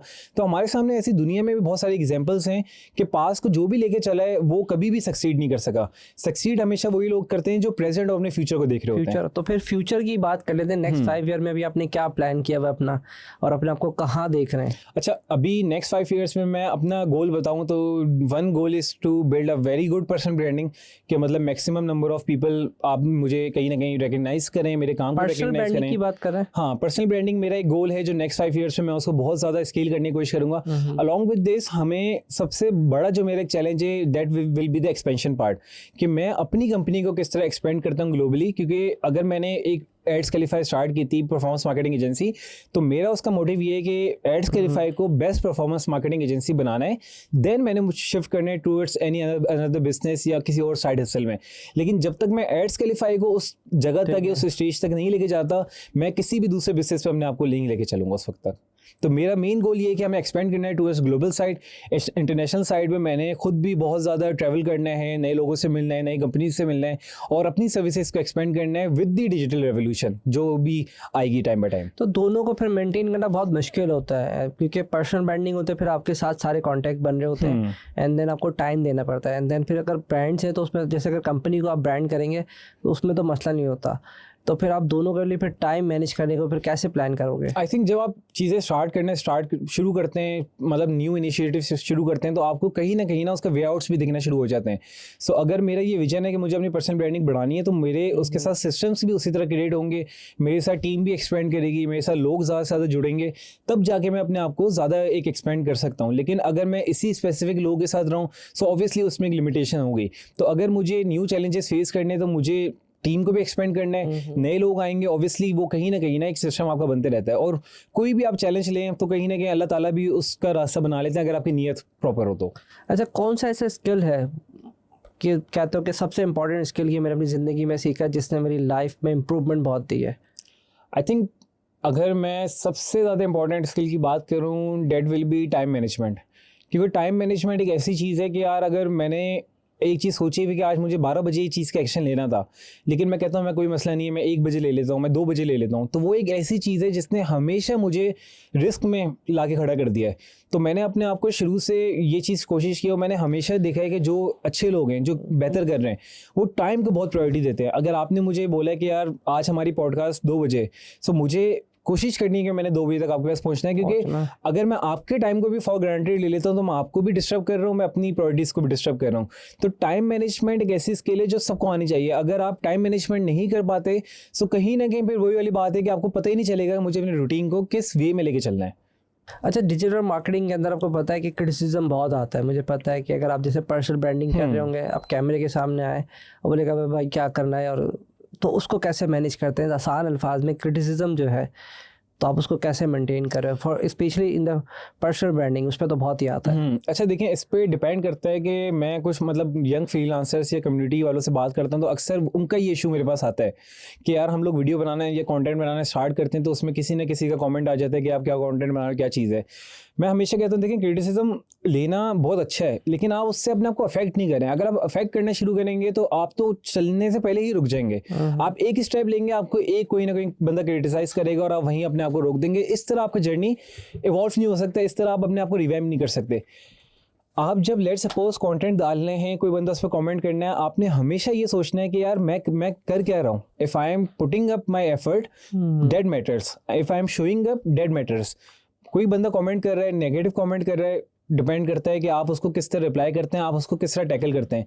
आप मेरी हमेशा पोस्टिंग्स भी देखें, बेशक नेगेटिव कमेंट भी होते हैं, मैं उसको पॉजिटिव वे में लेके जाने की कोशिश करता हूँ क्योंकि मैंने हमेशा लोगों के साथ पॉजिटिव रिलेशनशिप बिल्ड करना है, यही करना है। और क्रिटिसिज्म मुझे मैटर ही नहीं करता क्योंकि मुझे पता है कि मैं किस मोटिव के बिहाफ पे ही कर रहा हूँ। अगर जैसे मैं बहुत सारी रील्स डालता हूँ, उसमें लोग कहते हैं कि हम एडिटर हैं और मैं एक अच्छा एडिटर रख सकता हूँ, लेकिन मुझे उस एडिटिंग वाली रील्स को डालना ही नहीं है। मुझे डालना है कि मैं डायरेक्टली एक बिल्कुल न्यूट्रल कम्युनिकेशन किस तरह कर सकता हूँ। और जिस तरह हम ट्रेंड्स को फॉलो करते हैं, आपको भी इस चीज़ का अंदाज़ा होगा कि जितने भी ये एक ऐसी रील्स हैं, एनिमेटेड रील्स हो गई, या आप देखेंगे जिसमें एडिटिंग बेतहाशा होती है, अब वो थोड़ा सा लोगों को उस पर ट्रस्ट भी कम होना शुरू हो गया है। लोग ट्रस्ट किस पे करते हैं? जितना ट्रांसपेरेंसी, जितना क्लियर है, जितनी कम एडिटिंग और साफ सुथरी बात है, लोग उस पर ज़्यादा ट्रस्ट करते हैं। सो मुझे पता है कि मेरी जो राइट ऑडियंस है, अगर उसने इस कंटेंट से अपने आप को कोई भी एक चीज़ ऐसी कैच करनी है वो करेगी। जो इररिलेवेंट ऑडियंस है उसका तो काम ही कमेंट करना है और मतलब नेगेटिव हेट स्प्रेड करना है, तो उनसे ना मुझे फ़र्क पड़ता है, ना मैंने कभी उनकी बात को अपने दिल पे कोई लिया है। तो कभी सिखाने का कोई प्लान नहीं किया कि कोई आप भी कोई कोर्स वोर्स बनाने का प्लान? थोड़ा सा इनिशियल स्टेज पे एक दफ़ा थॉट प्रोसेस में आया था कि यार कोई इस तरह का कोर्स होना चाहिए जो लोगों को हेल्प करे इन मतलब लर्निंग एनी न्यू स्किल। लेकिन हमारे क्योंकि कंट्री के अंदर आपने भी देखा होगा लास्ट 2 ईयर्स में जो एक वेव आई थी कोर्स सेलिंग की, उसमें एक बहुत नेगेटिव इफेक्ट ना इस पर आ चुका है कि कोर्स कहीं ना कहीं सिर्फ एक ऐसी चीज़ है जो लोग मॉनेटरी टर्म्स के लिए बेच रहे हैं। और मैं इसको खुद भी कहीं ना कहीं बिलीव करता हूँ क्योंकि देखें, मैं हमेशा कहता हूँ इंडस्ट्री एक्सपर्ट से आप सीखें, आप उन लोगों से नहीं सीखें जिसको आप देख रहे हैं कि यार ज़्यादा दिख रहा है। मैं ऐसे लोगों को जानता हूँ जो जिनका years 25+ years 40+ years in marketing है, उनका आज तक कोर्स क्यों नहीं आया? या ऐसे कंपनीज के जो CDOs हैं, CMOs हैं, उनके कोर्सेज क्यों नहीं आए? क्यों? क्योंकि उनको पता है कि यार अभी भी हमारा वो टाइम पीरियड नहीं है कि हम लोगों को वो वैल्यू प्रोवाइड कर सकें जिससे लोग अपने आप को चेंज कर सकते हैं। तो मैं कैसे एक न्यू बंदे पे ट्रस्ट करूँ या मैं अपने आप को उस स्टेज पे कैसे लाऊं 40 ईयर्स ऑफ एक्सपीरियंस वाले बंदे के सामने? सो मैं खुद अभी एक लर्निंग स्टेज पे हूँ। मैं आपको वो चीज़ नहीं सिखा सकता जिससे आपकी लाइफ चेंज हो जाएगी, या मैं आपको ये नहीं कह सकता कि मेरा कोर्स लो और आप बेतहाशा पैसा कमाओगे, ऐसा नहीं है। अगर हमें सीखना है तो सीखने के बहुत सारे वे आउट्स हैं। ज़रूरी नहीं है कि मैंने कोर्सेज के थ्रू ही लोगों को सिखाना है। मैंने आई just started my Instagram profile, I just got 2K followers in almost मतलब 30-40 डेज।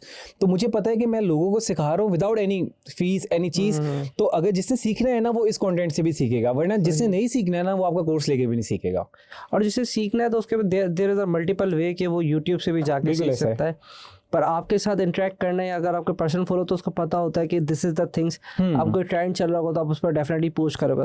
तो कंटेंट स्ट्रेटजी भी आप अपडेट कर रहे होते हो अपने प्रोफाइल के ऊपर कि दिस इज द कंटेंट आजकल ये चल रहा है, ये स्ट्रेटजी है SEO की? नहीं, इसमें मैंने जैसा आपको बताया कि टीम मेंबर्स अटैच हैं। मेरा छोटा भाई जो है वो मेरी कंपनी में लीड डिज़ाइनर है and he also works for me for the content part.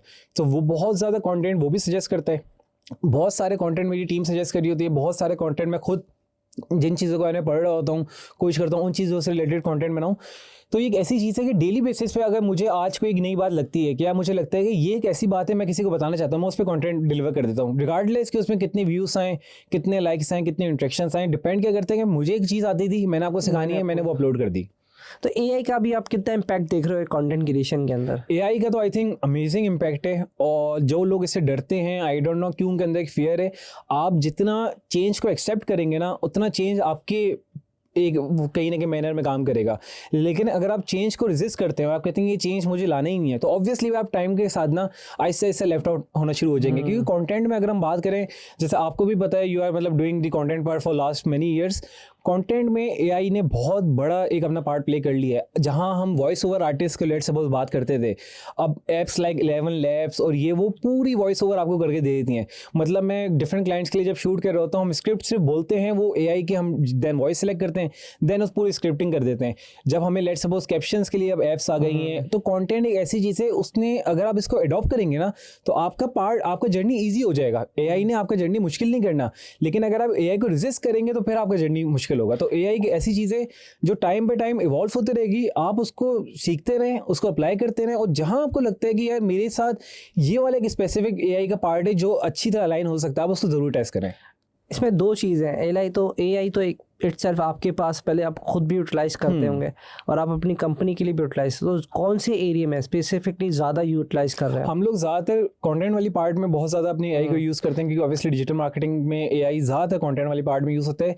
Secondly जो रिसर्च बेस्ड है, हम लोग लेट सपोज चैट जीपीटी को बहुत ज़्यादा यूज़ करते हैं, लेकिन हम चैट जीपीटी को इस तरह यूज़ नहीं करते कि हमने उसको कॉपी पेस्ट कर देना है। हम उससे क्रस समझ लेते हैं, देन क्रस को हम अपने उसमें किस तरह रिफ्रेश करते हैं, किस तरह इंप्लीमेंट करते हैं, वो चीज़ बहुत मैटर करती है। वही बात है कि आपको गूगल पे सारी इन्फॉर्मेशन मिल जाएगी, लेकिन आपने उस इन्फॉर्मेशन को अडॉप्ट करके एग्जीक्यूट किस तरह करना है, ये टोटली आप पे डिपेंड करता है। इसमें एसईओ के पार्ट पे तो हम नहीं यूटिलाइज कर सकते चैट जीटीपी को, लेकिन हम फेसबुक इंस्टाग्राम पर तो यूज़ कर सकते हैं, क्योंकि उसमें तो कॉपी का अच्छा, मसला नहीं एसईओ में भी ना, जैसे हम चैट जीपीटी 4 जब यूज़ करते थे पेड वर्जन, तो उसमें बहुत सारे ऐसे कुछ ट्रिक्स होती थी एसईओ की जो हम इंप्लीमेंट करते थे। डिपेंड करता है कि आपने एआई को यूज़ भी किस तरह करना है। बहुत सारे लोगों को तो अभी तक चैट जीपीटी में वो यही पूछते हैं कि यार चैट जीपीटी बताओ मेरा रिश्ता कब होगा, मेरी शादी कब होगी। अगर उनको सही चीज़ सीखनी है तो उनको सही क्वेश्चन पूछना है। बहुत बड़ा मसला इसमें थोड़ी सी मैं बात भी करना चाहूँगा, सबसे बड़ा मसला हमारी कम्युनिटी का ये है कि उनको क्वेश्चन करना नहीं आता। उनको ये नहीं पता कि अगर मुझे चांस मिला है या मुझे कोई एक ऐसे प्लेटफॉर्म मिला है तो मुझे उससे क्या राइट क्वेश्चन पूछ के राइट इन्फॉर्मेशन हासिल करनी है। वो उस चीज़ को भी ऐसा जस्ट अनदर जोक की तरह उसको यूज़ कर रहे होते हैं और उससे कोई फायदा नहीं उठाते। और वो अगर बोल रहा होता है तो उसके वर्ड्स को पकड़ रहे होते हैं, उसका मजाक उड़ा रहे होते हैं, लेकिन वो तो खैर अभी एआई है। अभी तो मैंने उसको ये भी ट्राई किया कि मैंने उससे पूछा कि अगर मुझे मोबाइल को रीसेट करना है तो पूरा का पूरा आपको उर्दू में भी गाइड कर रहा हो, तब तो उर्दू में भी आ गया है। क्योंकि आप देखें व्हाट्सएप पे भी आ चुका है, प्लेटफॉर्म वाइज भी आपके एआई सर्च बेस आ चुके हैं, तो बहुत ज़्यादा ईजी हो चुका है अगर आप उसको राइट वे में इस्तेमाल करें। वरना जिसने नहीं सीखना उसने तो एआई हो कोई भी प्लेटफॉर्म उससे नहीं सीखना। कस्टमर एक्वायरिंग के लिए कभी कोई एआई टूल इस्तेमाल किया है अभी? हम लोगों ने कुछ ऐसे टूल्स हैं, जैसे हाई लेवल एक टूल है, हम उसको थोड़ा सा लीड जेन के लिए और जो हमारी लीड्स का फ्लो होता है उसके लिए थोड़ा सा यूज़ करते हैं। उसमें ऑटोमेटेड कॉल्स होती हैं, और अभी मैं थोड़ा सा वर्किंग कर रहा हूँ एक टूल पे जिसमें कोल्ड आउटरीच के लिए मैं उसके बॉट को यूज़ करने की कोशिश कर रहा हूँ, जो इंटरनेशनल हमारी लीड्स हैं।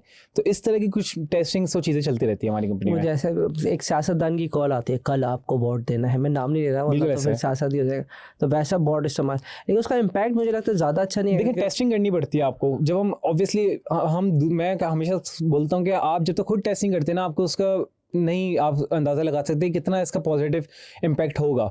बहुत दफ़ा ऐसे टूल्स होते हैं जिसको लोग कहते हैं कि यार ये अच्छा टूल नहीं है, लेकिन जब आप उसको यूज़ करते हैं राइट वे में तो वो आपको राइट इन्फॉर्मेशन देता है। कॉल सेंटर तो पहले चलता था 2012 में 14 में लोग इजीली पिक कर लेते थे। अभी तो लोगों का पिक रेशो, पाकिस्तान में लोग नहीं पिक कर रहे होते कॉल्स को, क्या अननोन नंबर की कॉल है, पता नहीं क्या होगा। देखिए, ऑटोमेटेड कॉल्स का फ़ायदा क्या होता है कि एक तो टाइम कंजप्शन ना बहुत मैटर करती है। अगर मैं यूएस में किसी बंदे को कॉल कर रहा हूँ, मैं पूरी इससे बात करता हूँ, this is hi, this is Shahbaz Fayaz, I am calling from this company. So उसमें मैं पूरा एक ह्यूमन इंटरेक्शन कर रहा हूँ, जिसमें हो सकता है मेरी किसी प्रोनाउंसिएशन की वजह से वो हो सकता है कन्वर्ट नहीं हो, लेकिन अगर उसके पास एक ऑटोमेटेड कॉल जा रही है, if you are interested in this मतलब lead, just click this and representative will call you. So एक पूरा प्रोसेस है जिसको मैंने ईजी करना है। जितना मैं ईजी करूंगा ना, उतना मैं ह्यूमन इंटरेक्शन बेहतर कर सकता हूँ, क्योंकि मैं लास्ट पार्ट में आ रहा हूँ। अगर मैं शुरू से मैं ही लेके चल रहा हूँ एंड देन सारी सर्विसेज मैं उसको बता रहा हूँ, तो कहीं ना कहीं अगर मेरा कोई नेगेटिव इंपैक्ट है जिसकी वजह से मेरी लीड भी क्लोज नहीं हो पाएगी और मेरी कंपनी को भी इफेक्ट होगा। तो इस तरह के टूल्स अगर आ रहे हैं तो आप उसको टेस्ट जरूर करें। अगर आपके राइट वे में जाते हैं तो फिर आप उसको इम्प्लीमेंट करने की कोशिश करें। ठीक है, इसी तरह से आप फेसबुक के एड्स के अंदर भी यही लॉजिक लगाते हैं कि ऑटोमेशंस पे लगा के उसकी लीड जनरेट करते हैं, एंड देन या टू चेकआउट का भी सिस्टम पूरा का पूरा आप डिप्लॉय कर लेते हैं। देखिए, इसमें ज़्यादातर हम लोग ऑटोमेशन पे अभी तक एड्स वाली साइड पे बहुत ज़्यादा नहीं गए, क्योंकि एड्स वाली साइड पे अगर आप ऑटोमेशन यूज़ करते हैं तो उसके रिजल्ट्स बहुत इफेक्टिव नहीं होते। हम एड्स वाली साइड पे कुछ कोशिश करते हैं कि हम पूरी ब्रांडिंग स्ट्रेटेजी बनाएं। जब हम टूल भी होता है ना, वो चार्ट कर ऑटोमेटेड रिप्लाई भी कर रहा होता है, कोई अभी फेसबुक का कोई टूल भी कम्युनिटी फीडबैक के लिए, वो हाँ कम्युनिटी मैनेजमेंट के लिए इन चीज़ों के लिए ऑटोमेटेड टूल्स होते हैं, लेकिन एड प्लेसमेंट के लिए क्योंकि वो डैशबोर्ड पे सब अवेलेबल है। सो जैसे फेसबुक ने कुछ ऐसी मतलब ऑप्शंस दिए, टेलर्ड कैंपेन्स, ऑटोमेटेड कैंपेन्स, तो उसमें अगर किसी को एड्स लगाने नहीं आते and he wants to place ads, तो उनके लिए उसने ईजी कर दिया कि जब आप प्लेसिंग करें और आपका एड पब्लिश हो जाएगा। लेकिन वो अगर आप बहुत ज़्यादा नेक्स्ट लेवल पे उस चीज़ को लेकर चलना चाहते हैं तो वो चीज़ बहुत ज़्यादा आपके लिए एडवांटेज नहीं क्रिएट करेगी। एआई के थ्रू अगर हम इमेजेस वगैरह बना रहे हैं तो कोई इतना मसला नहीं आ रहा है, एक्सेप्टेबल हो जाता है। देखें बहुत सारी ऐसे टूल्स हैं, जैसे हम कंटेंट वाली साइड पे बहुत दफ़ा एआई इमेजेस यूज़ करते हैं, लेकिन वो डिपेंड करता है कि आपने एआई इमेज किस प्लेटफॉर्म से यूज़ कर रहे हैं, कौन सी आपने ऐप की हुई है, या कौन सा आपने जैसे मिड जर्नी आपने अप्लाई किया हुआ है, या आप स्पेसिफिक एक स्मॉल ऐप, कोई फ्री ऐप है आप उससे कर रहे हैं, तो उसका तो कंटेंट किसी को पसंद नहीं आना। अगर मिड जर्नी को आप प्रॉपर प्रॉम्प्ट देते हैं, आपको पता है कि एक स्पेसिफिक इमेज है जो मेरे कंटेंट के साथ अलाइन हो रही है, देन हम उसको बिल्कुल यूज़ करते हैं। वो उसमें एक मैंने ट्राई भी किया था कि जो हमारा कंटेंट है वही कॉपी पेस्ट कर दें तो इमेज बना देता है, ठीक बना रहा है। तो उसको आपको प्रॉम्प्ट अच्छे लिखने पड़ते हैं, मतलब अगर उसको राइट इन्फॉर्मेशन देंगे वो आपको राइट आउटपुट देगा। आप उसको जस्ट लिख देंगे कि मुझे ये चीज़ें चाहिए तो आपको उसी तरह की चीज़ें। अच्छा, इस तरह की इमेजेस अगर हम वेबसाइट के ऊपर लगाते हैं तो गूगल को इसका मसाइल तो नहीं करता? नहीं करता, क्योंकि देखें इसका गूगल उन इमेजेस के मसाइल करता है जिसका कहीं हम कोई भी इमेज यूज़ करते हैं ना, लेट सपोज मैंने किसी और प्लेटफॉर्म से प्रिंटरेस्ट से एक इमेज उठाई और मैंने उसको एड्स पे यूज़ कर लिया। अब हर इमेज का एक स्पेसिफिक कोड होता है, अब उस प्लेटफॉर्म को पता है कि यार ये बैकएंड कोड यहाँ से आया है, सो उसको रिकग्निशन वो उतनी देगा। हो सकता है ऐड भी रिस्ट्रिक्ट कर दे, लेकिन अगर मैं एक मिड जर्नी से पूरी प्रॉम्प्ट क्रिएट करके एक इमेज क्रिएट कर रहा हूँ, देन उसको एड्स पे प्लेस कर रहा हूँ, सो उसमें ऐसा कोई इशू नहीं आएगा। तो मेरे ख्याल से एक्सेप्टेबल होता है और बहुत सारे लोग यूज़ कर रहे हैं। कंपनीज लाइक फिटेड, अगर आप देखें एक ब्रांड है पाकिस्तान का, वो बहुत एआई बेस्ड इमेजेस यूज़ करता है। बहुत सारे ऐसे ब्रांड्स हैं जो अब इस मॉडल पे जाना शुरू हो गए हैं। मतलब जॉकी के साथ भी हम काम करते थे तो हमें एक रिस्ट्रिक्शन थी कि we can show models on the undergarment side. तो अंडरगारमेंट्स की जितनी हमारी प्रोडक्ट फोटोग्राफी है that is based on AI को अगर हम यूटिलाइज करना चाहते तो कोई अभी आपके पास ऐसा मेंटोर या कोई ऐसा टूल या ऐसा कोई कोर्स सजेस्ट करते हैं जो कि डिजिटल मार्केटिंग में है, तो आप रिकमेंड करें कि यार इसको पहले एआई को यूटिलाइज करने से पहले इसको पहले देख लें ताकि आपको समझ में आ जाए? कोई ऐसा देखें स्पेसिफिक, क्योंकि मैंने आपको बताया कि मैं खुद बहुत ज़्यादा कोर्सेज और इनकी तरफ नहीं जा रहा होता, लेकिन यूट्यूब पे सब अवेलेबल है। अगर आप यूट्यूब हो गया, आप लिंक्डइन पे देखें, लिंक्डइन पे ऐसे लोग हैं जो एआई के अंदर बहुत ज़्यादा डीप डाउन जाके काम कर रहे हैं। आप उनकी प्रोफाइल्स को फॉलो करें, एक कम्युनिटी बिल्ड करें, आप उनसे डेली बेसिस की लर्निंग ले सकते हैं। और मैं स्टिल खुद अगर मुझे एआई के रिलेटेड लर्निंग लेनी होती है तो मैं यूट्यूब से ज़्यादा लिंक्डइन पे अपने आप को इस पे रिसर्च कर रहा होता हूँ, क्योंकि लिंक्डइन पे ऐसे एक्सपर्ट्स मौजूद हैं जो इस इंडस्ट्री में काम कर रहे हैं, उससे ज़्यादा बेहतर आपको कौन सिखा सकता है। यानी कि एआई को यूटिलाइज करते हुए जो मुझे आइडिया हुआ कि इमेजेस भी यूज़ की जा सकती है, कंटेंट थोड़ा सा हो सकता है कि कंटेंट नहीं यूज़ कर सकते आई थिंक एसईओ के लिए, लेकिन अगर यूज़ करें तो इतना मसला नहीं आता। देखिए डिपेंड करता है आपको, तो अगर आप एक चीज़ परफॉर्म कर रहे हैं, आपको स्ट्रक्चर पता है ना, तो आपको पता है मैं इसको कहाँ यूज़ कर सकता हूँ। अगर आपको पता है इस स्ट्रक्चर के अंदर ये कहीं ना कहीं एआई वाली चीज़ नेगेटिव इम्पैक्ट देगी या वो रिजल्ट्स नहीं देगी, फिर आप उसको यूज़ नहीं करेंगे, फिर आप अपनी इंटरेक्शन के थ्रू, अपने कहीं ना कहीं नॉलेज के थ्रू उस चीज़ को लेकर चलने की कोशिश करेंगे। क्या लगता है, लास्ट क्वेश्चन है मेरा एआई से रिलेटेड, क्या लगता है कि क्या क्या और मजीद चेंजेस होने वाली है एआई की वजह से सबसे डिजिटल मार्केटिंग के अंदर? मैं स्पेशली बात कर, ऑटोमेशन एक ऐसी चीज़ है जो एआई ने करनी ही करनी है। हम इस चीज़ को जितना रिसिस्ट करें, लेकिन हर चीज़ ऑटोमेट हो रही है। पहले मैंने कंटेंट का डिस्कस किया, कंटेंट ऑटोमेट हो रहा है। इस तरह आपके जितने भी टूल्स हैं, लेट सपोज एआई का मकसद क्या है कि उसने ह्यूमन इंटरेक्शन कम करना है, जितनी भी आपकी रिसोर्स एलोकेशंस हैं उनको कम करके उसने उस चीज़ में पार्ट लेना है। तो एआई आने वाले टाइम के अंदर बहुत ज़्यादा इवॉल्व करेगा और हर डोमेन में करेगा, चाहे वो एडवर्टिजमेंट हो, चाहे वो कंटेंट हो, चाहे वो राइटिंग हो, चाहे वो कोई लेट सपोज वीडियो रिकॉर्डिंग है। आप देखें अब जैसे मेटावर्स की हम बात करते हैं तो मेटावर्स नेक्स्ट लेवल है, वो तो अभी चीज़ हमारे पास आई नहीं है। तो अगर एक ग्लोबल चेंज इतना ज़्यादा राइज कर रहा है, तो जब तक वो हमारे पास आएगा तो हमें उस चीज़ को अगर अडॉप्ट नहीं कर सकते तो फिर हम उस चीज़ में फेल होंगे। तो एआई ने हर चीज़ में अपना पार्ट प्ले करना है, डिपेंड्स ऑन यू कि आप उसको किस तरह अपने साथ अडॉप्ट करके चलते हैं। ठीक है, मेटावर्स पे फिर इंशाल्लाह जब भी आएगा तो हम एक मेटावर्स पे पॉडकास्ट नहीं, परफेक्ट, क्योंकि आप वाहिद बंदे अभी तक मुझे मिले हो जो कि लेक्स फ्रीडमैन को फॉलो कर रहे हैं। अगर कोई नहीं देखता तो भाई देखा करें, उसमें उसने जो है पॉडकास्ट जो है लाइव किए मेटावर्स पे मार्क ज़करबर्ग के साथ, वो तो बहुत ही आउटस्टैंडिंग था। अच्छा, इसमें बस मैं अब एंडिंग की तरफ चलते हैं। अच्छा, मेरा एम्ब्रॉयडरी का बिजनेस है, इसी तरह से लोगों का किसी का कंटेंट मार्केटिंग का है, किसी का अमेजोन पे प्रोडक्ट सेल कर रहा है, तो उसको आप क्या रिकमेंड करेंगे कि ये प्लेटफॉर्म उसके लिए ज़्यादा सूटेबल रहेगा? देखिए, डिपेंड करता है, हर बिजनेस का डिपेंड करता है कि उनके लिए कौन सा प्लेटफॉर्म राइट है, कौन सा प्लेटफॉर्म उनके लिए यूज़फुल है। जब हम कोई भी हमारे पास नेक्स्ट बिजनेस आता है, अगर B2B बिजनेस आ रहा है, B2C बिजनेस आ रहा है, हम सबसे पहले बिजनेस टाइप को थोड़ा सा एक रिसर्च करते हैं कि बिजनेस टाइप है क्या। बहुत सारे ऐसे बिजनेसेस हैं, जैसे आपका एम्ब्रॉयडरी का बिजनेस है, तो आपने देखा होगा कि मुझे फेसबुक से ज़्यादा कस्टमर्स इसके गूगल एड्स के थ्रू मिलते हैं या गूगल से ज़्यादा मिलते हैं, क्योंकि जो मार्केट है उसने सर्च करना है। कुछ ऐसे आइटम्स होते हैं जो हम स्क्रॉल बेस अपनी फीड के अंदर आ रहे होते हैं, तो हम बोलते हैं कि we are ready to buy, let's suppose fashion हो गया, इलेक्ट्रॉनिक्स हो गए, ऑर्गेनिक फूड हो गए, anything which is basically just a want. लेकिन अगर आपको किसी चीज़ की वाकई नीड है और आप चाहते हैं कि यार एक ऐसी चीज़ है, तो आप सबसे पहले गूगल पे जाकर उसको सर्च करेंगे। जैसे अब हम बात करें जैसे रियल एस्टेट की या इस तरह की चीज़ों की, तो ये वो चीज़ें जो आप गूगल पे ज़्यादा सर्च करते हैं, देन उसके प्लेटफॉर्म पे जाते हैं। तो कोई भी बिजनेस अगर स्टार्ट करना चाहता है या वो चाहता है कि मेरे लिए इन 4 प्लेटफॉर्म से 5 प्लेटफॉर्म से कौन सा राइट प्लेटफॉर्म है, सो आप सबसे पहले अपने बिजनेस टाइप को देखें। आप देखें मेरा कस्टमर है कौन। जब आपका कस्टमर पता चलेगा आपको कौन है, उसका बिहेवियर पता चलेगा, बिहेवियर में आप देखें वो अगर मेरा कस्टमर है एम्ब्रॉयडरी वाला कस्टमर है, तो जाहिर सी बात है फेसबुक पे स्क्रॉल करते हुए एम्ब्रॉयडरी नहीं देखेगा, तो ना उसने फेसबुक ने उसको बार बार ऐड दिखाने एम्ब्रॉयडरी के, उसको ऐड दिखाने फैशन के, इलेक्ट्रॉनिक आइटम्स के, जो वो इंस्टेंट खरीद सकता है, इंपल्स बाइंग में जा सकता है।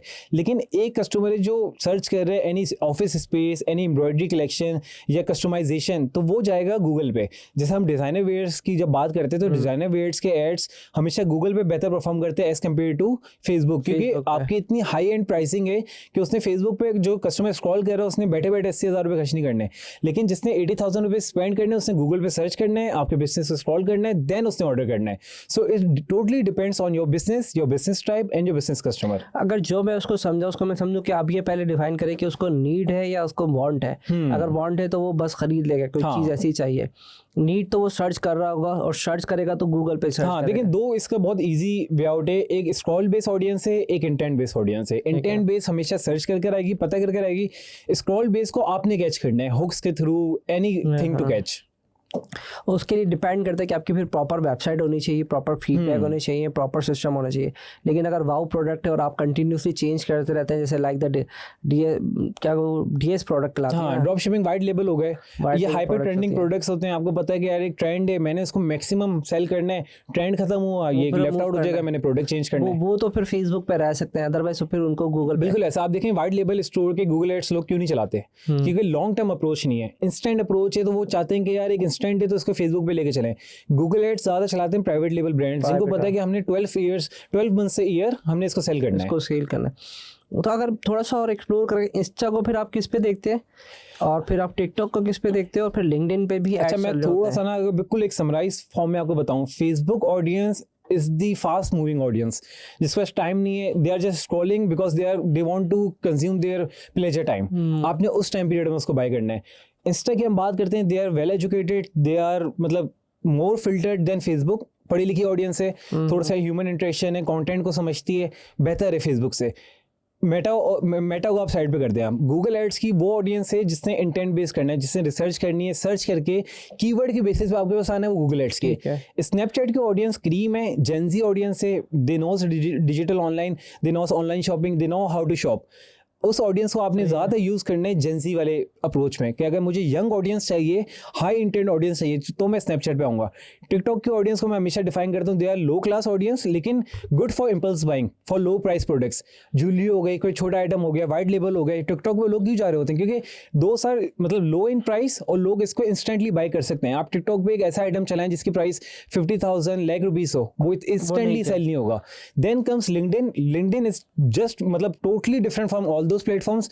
वहाँ आपको हाई इंटेंट ऑडियंस मिलेगी, well educated, well income class, लेकिन उसकी कॉस्ट पे क्लिक और आपकी जो एडवर्टाइजमेंट कॉस्ट है वो सबसे ज्यादा एक्सपेंसिव है as compared to this platform. लेकिन लिंक्डइन पे मैंने कभी कुछ चीज को कुछ सेल करते हुए देखा नहीं, ज्यादा अवेयरनेस बेस्ड, हम लोग अवेयरनेस बेस्ड कैंपेन्स ही लिंक्डइन पे ज्यादा प्रमोट करते हैं। कंपनी अपने आप को प्रमोट कर रही होती है, या फिर पर्सनल ब्रांडिंग के ऊपर वो ज़्यादा चल रहा है। बहुत सारे ऐसे ब्रांड्स हैं जो अभी तक ना वो चाहते हैं कि हम सिर्फ लाइमलाइट में रहें। सो एक आपका होता है कि मेरी ब्रांडिंग साथ साथ चलती रहे, लोग ये नहीं समझेंगे यार मेरा ब्रांड पीछे जा चुका है, मैं अपने आप को दिखा ही नहीं रहा कॉम्पिटिशन के अंदर। सो बहुत सारे ब्रांड्स हमने जिनके साथ काम किया, ऐसे भी ब्रांड्स हैं जो लोग 5 मिलियन 8 मिलियन ऑफ रुपीज़ सिर्फ अपनी इस चीज़ पर खर्च करते हैं कि हमें अवेयरनेस और एंगेज रहना है अपनी कस्टमर्स के साथ। बेसिकली अपनी अवेयरनेस के ऊपर ज़्यादा खर्च कर अवेयरनेस के ऊपर ही ज़्यादा करते हैं। अच्छा, जैसे पैसे की बात करूँ तो अभी तक किस कंपनी के सबसे ज़्यादा पैसे मतलब किसने बजट दिया, खर्च किए तो मैं कहूँगा गलत हो जाएगा अल्फाज, किसने सबसे ज़्यादा बजट दिया और कितना ज़्यादा बजट आपने मार्केटिंग में अभी तक एक्सपेंड किया लोगों को अच्छा, awareness अभी तक पहुंचाने तो के लिए? अल्हम्दुलिल्लाह हम लोगों ने ऑलमोस्ट तकरीबन 20-30 मिलियन डॉलर्स स्पेंड कर चुके पर होंगे। मंथ की बात करता हूँ मैं। पर मंथ हमें सबसे ज़्यादा एक गेमिंग कंपनी थी यूएस की, उसने हमें बजट दिया था around 5 to 6 million per month. और उनकी एडवर्टाइजमेंट बहुत ज़्यादा चली थी, उनकी ऐप इंस्टॉल्स थी, उनकी वेबसाइट पे वो थी, जितने भी साइन अप्स हैं, अनदर थिंग्स, उनकी अवेयरनेस थी, उनकी कन्वर्जेंस थी, उनकी मर्च थे। तो एक बहुत बड़ा हम लोगों ने उनकी एडवर्टाइजमेंट कैंपेन की थी। तो अगर मैं आपको बताऊं कि 5 मिलियन पे हम लोगों ने इनको अराउंड तकरीबन आप समझे ऐसा भी हुआ था कि बीच में इनके लिए 20-25 million dollars per month generate हो रहे थे।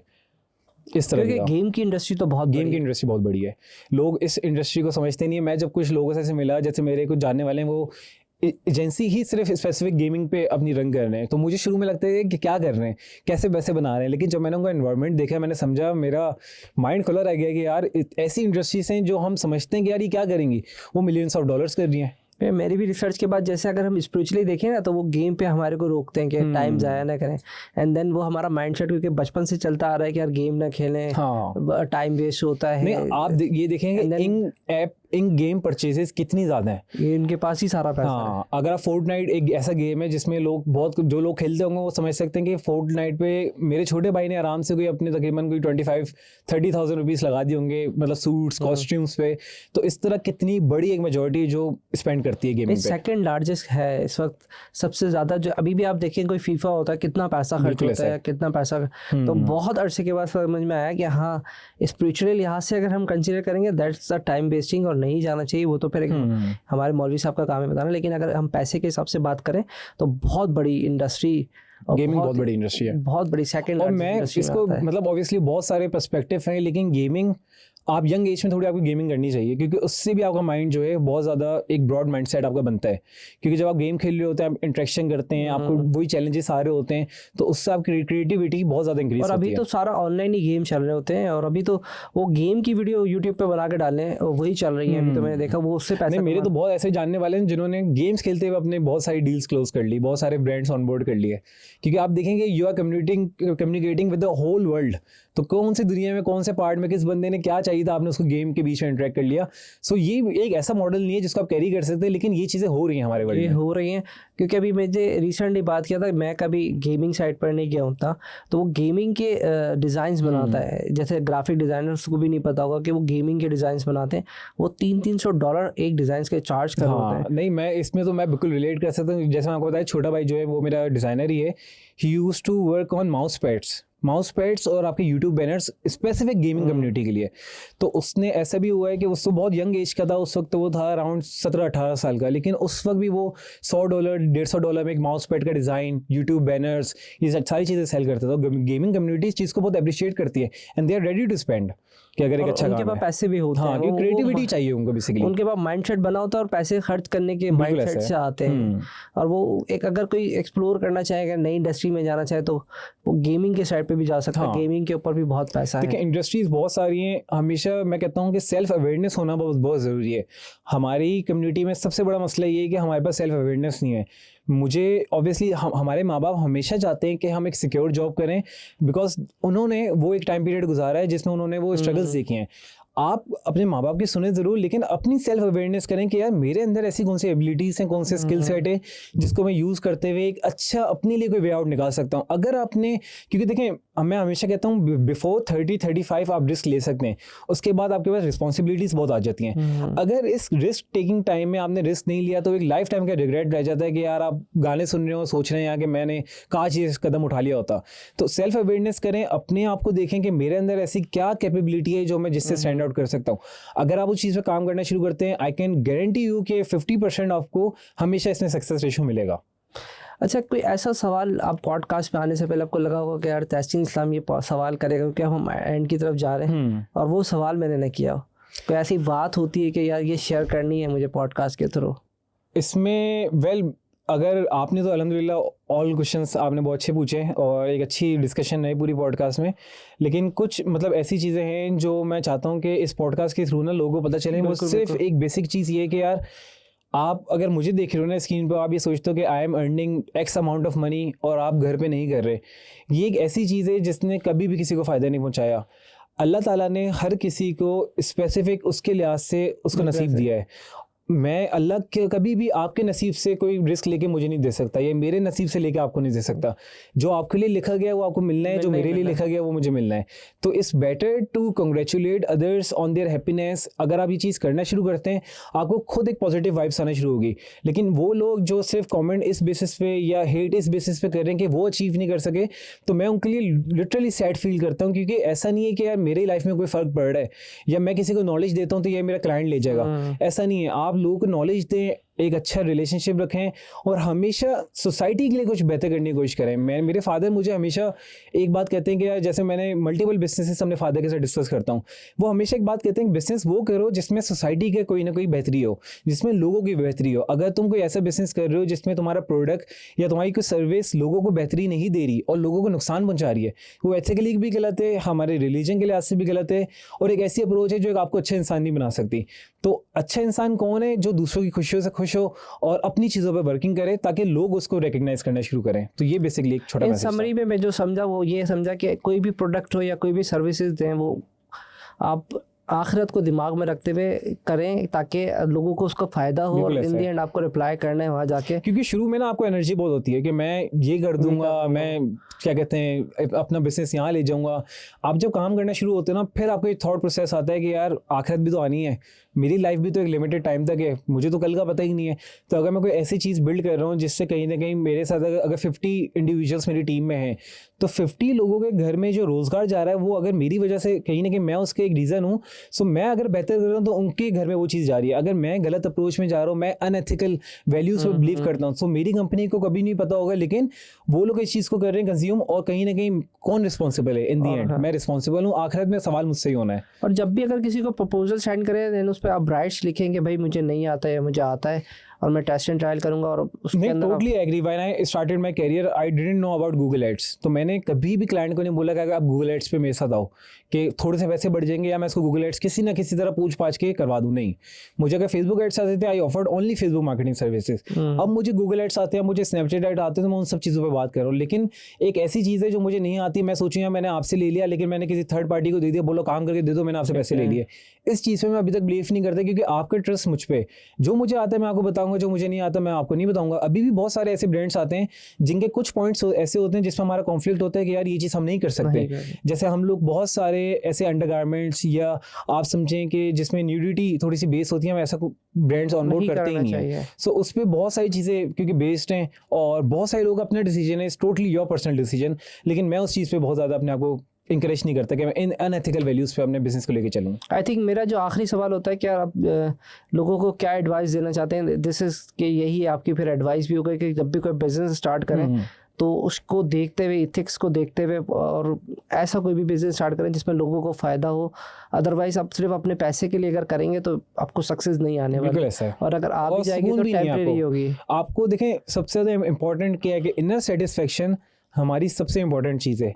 अगर एक इंसान के पास इनर सेटिस्फेक्शन नहीं है, तो मैंने ऐसे बहुत केस स्टडीज़ देखी हैं कि लोग मर्सिडीज़ चला रहे हैं लेकिन रात को सुकून की नींद नहीं आती। तो ये क्यों है? ये अल्लाह ताला की तरफ से एक निज़ाम है, उसको हम चेंज नहीं कर सकते।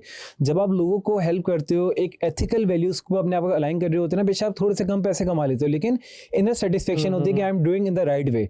बहुत सारे ऐसे लोग हैं जो पैसा बेतहाशा कमा रहे हैं लेकिन उनका कोई मिलने वाला नहीं है, कोई दोस्त यार नहीं है, अपनी हैप्पीनेस शेयर नहीं कर सकते। क्यों? क्योंकि उन्होंने उन वैल्यूज़ पे अपना बिजनेस बेस किया जिस पे लोग मतलब कहीं ना कहीं एक बेहतरी नहीं मिल रही, या वो सिर्फ पैसा कमाने की तरफ जा रहे हैं। तो ऑब्वियसली वो इनर सेटिस्फेक्शन अगर आपके अंदर नहीं है ना, तो आप डेली बेसिस पे वो एक अच्छे मूड के साथ ना उठेंगे, ना स्टार्ट करेंगे, ना आपकी लाइफ उस वे में चलेगी। अच्छा, कुछ लोग होते हैं जो ढूंढ रहे होते हैं कि यार हमें अच्छा मेंटोर मिल जाए या कोई जॉब ढूंढ रहा होता है, तो क्या वो आपके साथ कनेक्ट हो सकते हैं आफ्टर द पूरी पॉडकास्ट? अच्छा, मैं ऐसे बहुत सारे इंडिविजुअल्स को खुद पिक करता हूँ ऑनलाइन और मैं कहता हूँ कि मतलब be a part of Adsqualify और हमारे साथ काम करो। मैंने बहुत सारे लोगों को अपलिफ्ट करने की भी कोशिश की है, क्योंकि देखें हम जब यंग थे हमें भी किसी ना किसी ने मौका दिया था। आज हमारी रिस्पॉन्सिबिलिटी है कि अगर हम उस स्टेज पे तो हम लोगों को मौका दें। जब मैं यंग था ऑब्वियसली, जब मुझे फेसबुक एड्स नहीं आते थे, मैं किसी कंपनी में अप्लाई कर रहा था, तो मैंने उनसे एक डिमांड की थी कि believe in me, I will prove my self.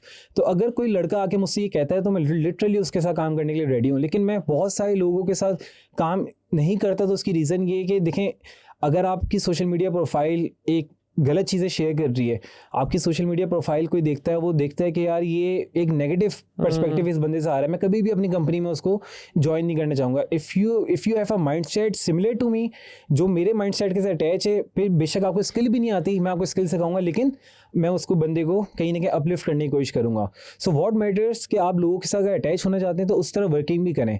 मैं हमेशा कहता हूँ कि अपनी सोशल मीडिया प्रोफाइल्स को अपनी CV की तरह लेके चलें। क्यों?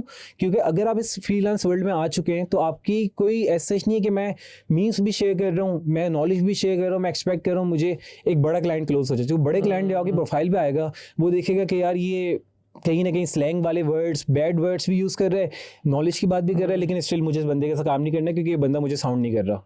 तो ये सारी चीज़ें मैटर करती हैं। थैंक यू सो मच आपका यहाँ आने का, और बड़े अच्छी बातें की और बड़ा मज़ा आया। और अगर किसी को कोई भी सवाल होगा तो मैं डेफिनेटली उसे रिकमेंड करूँगा कि वो कमेंट में मेंशन कर दें, या फिर आपके साथ डायरेक्टली भी कनेक्ट हो सकता है इसमें। नहीं, thank you so much Tahseen भाई from my side too, because you are doing an amazing job. क्योंकि वो वाली बात है, there are very less people who are doing such type of podcast, और उसमें इतने वैल्यूएबल लोगों को आप खुद हंट करके बुलाते हैं ताकि उनसे कोई ना कोई एक ऐसी नॉलेज मिल सके जो हमारी ऑडियंस के अंदर स्प्रेड हो सकती है। बहुत सारे लोग मैं देखता हूँ अभी तक उस तरह की पॉडकास्ट कर रहे हैं जिसमें नॉलेज कम और बाकी बातें ज़्यादा होती हैं। ठीक है, अल्लाह हाफिज़। अल्लाह हाफिज़।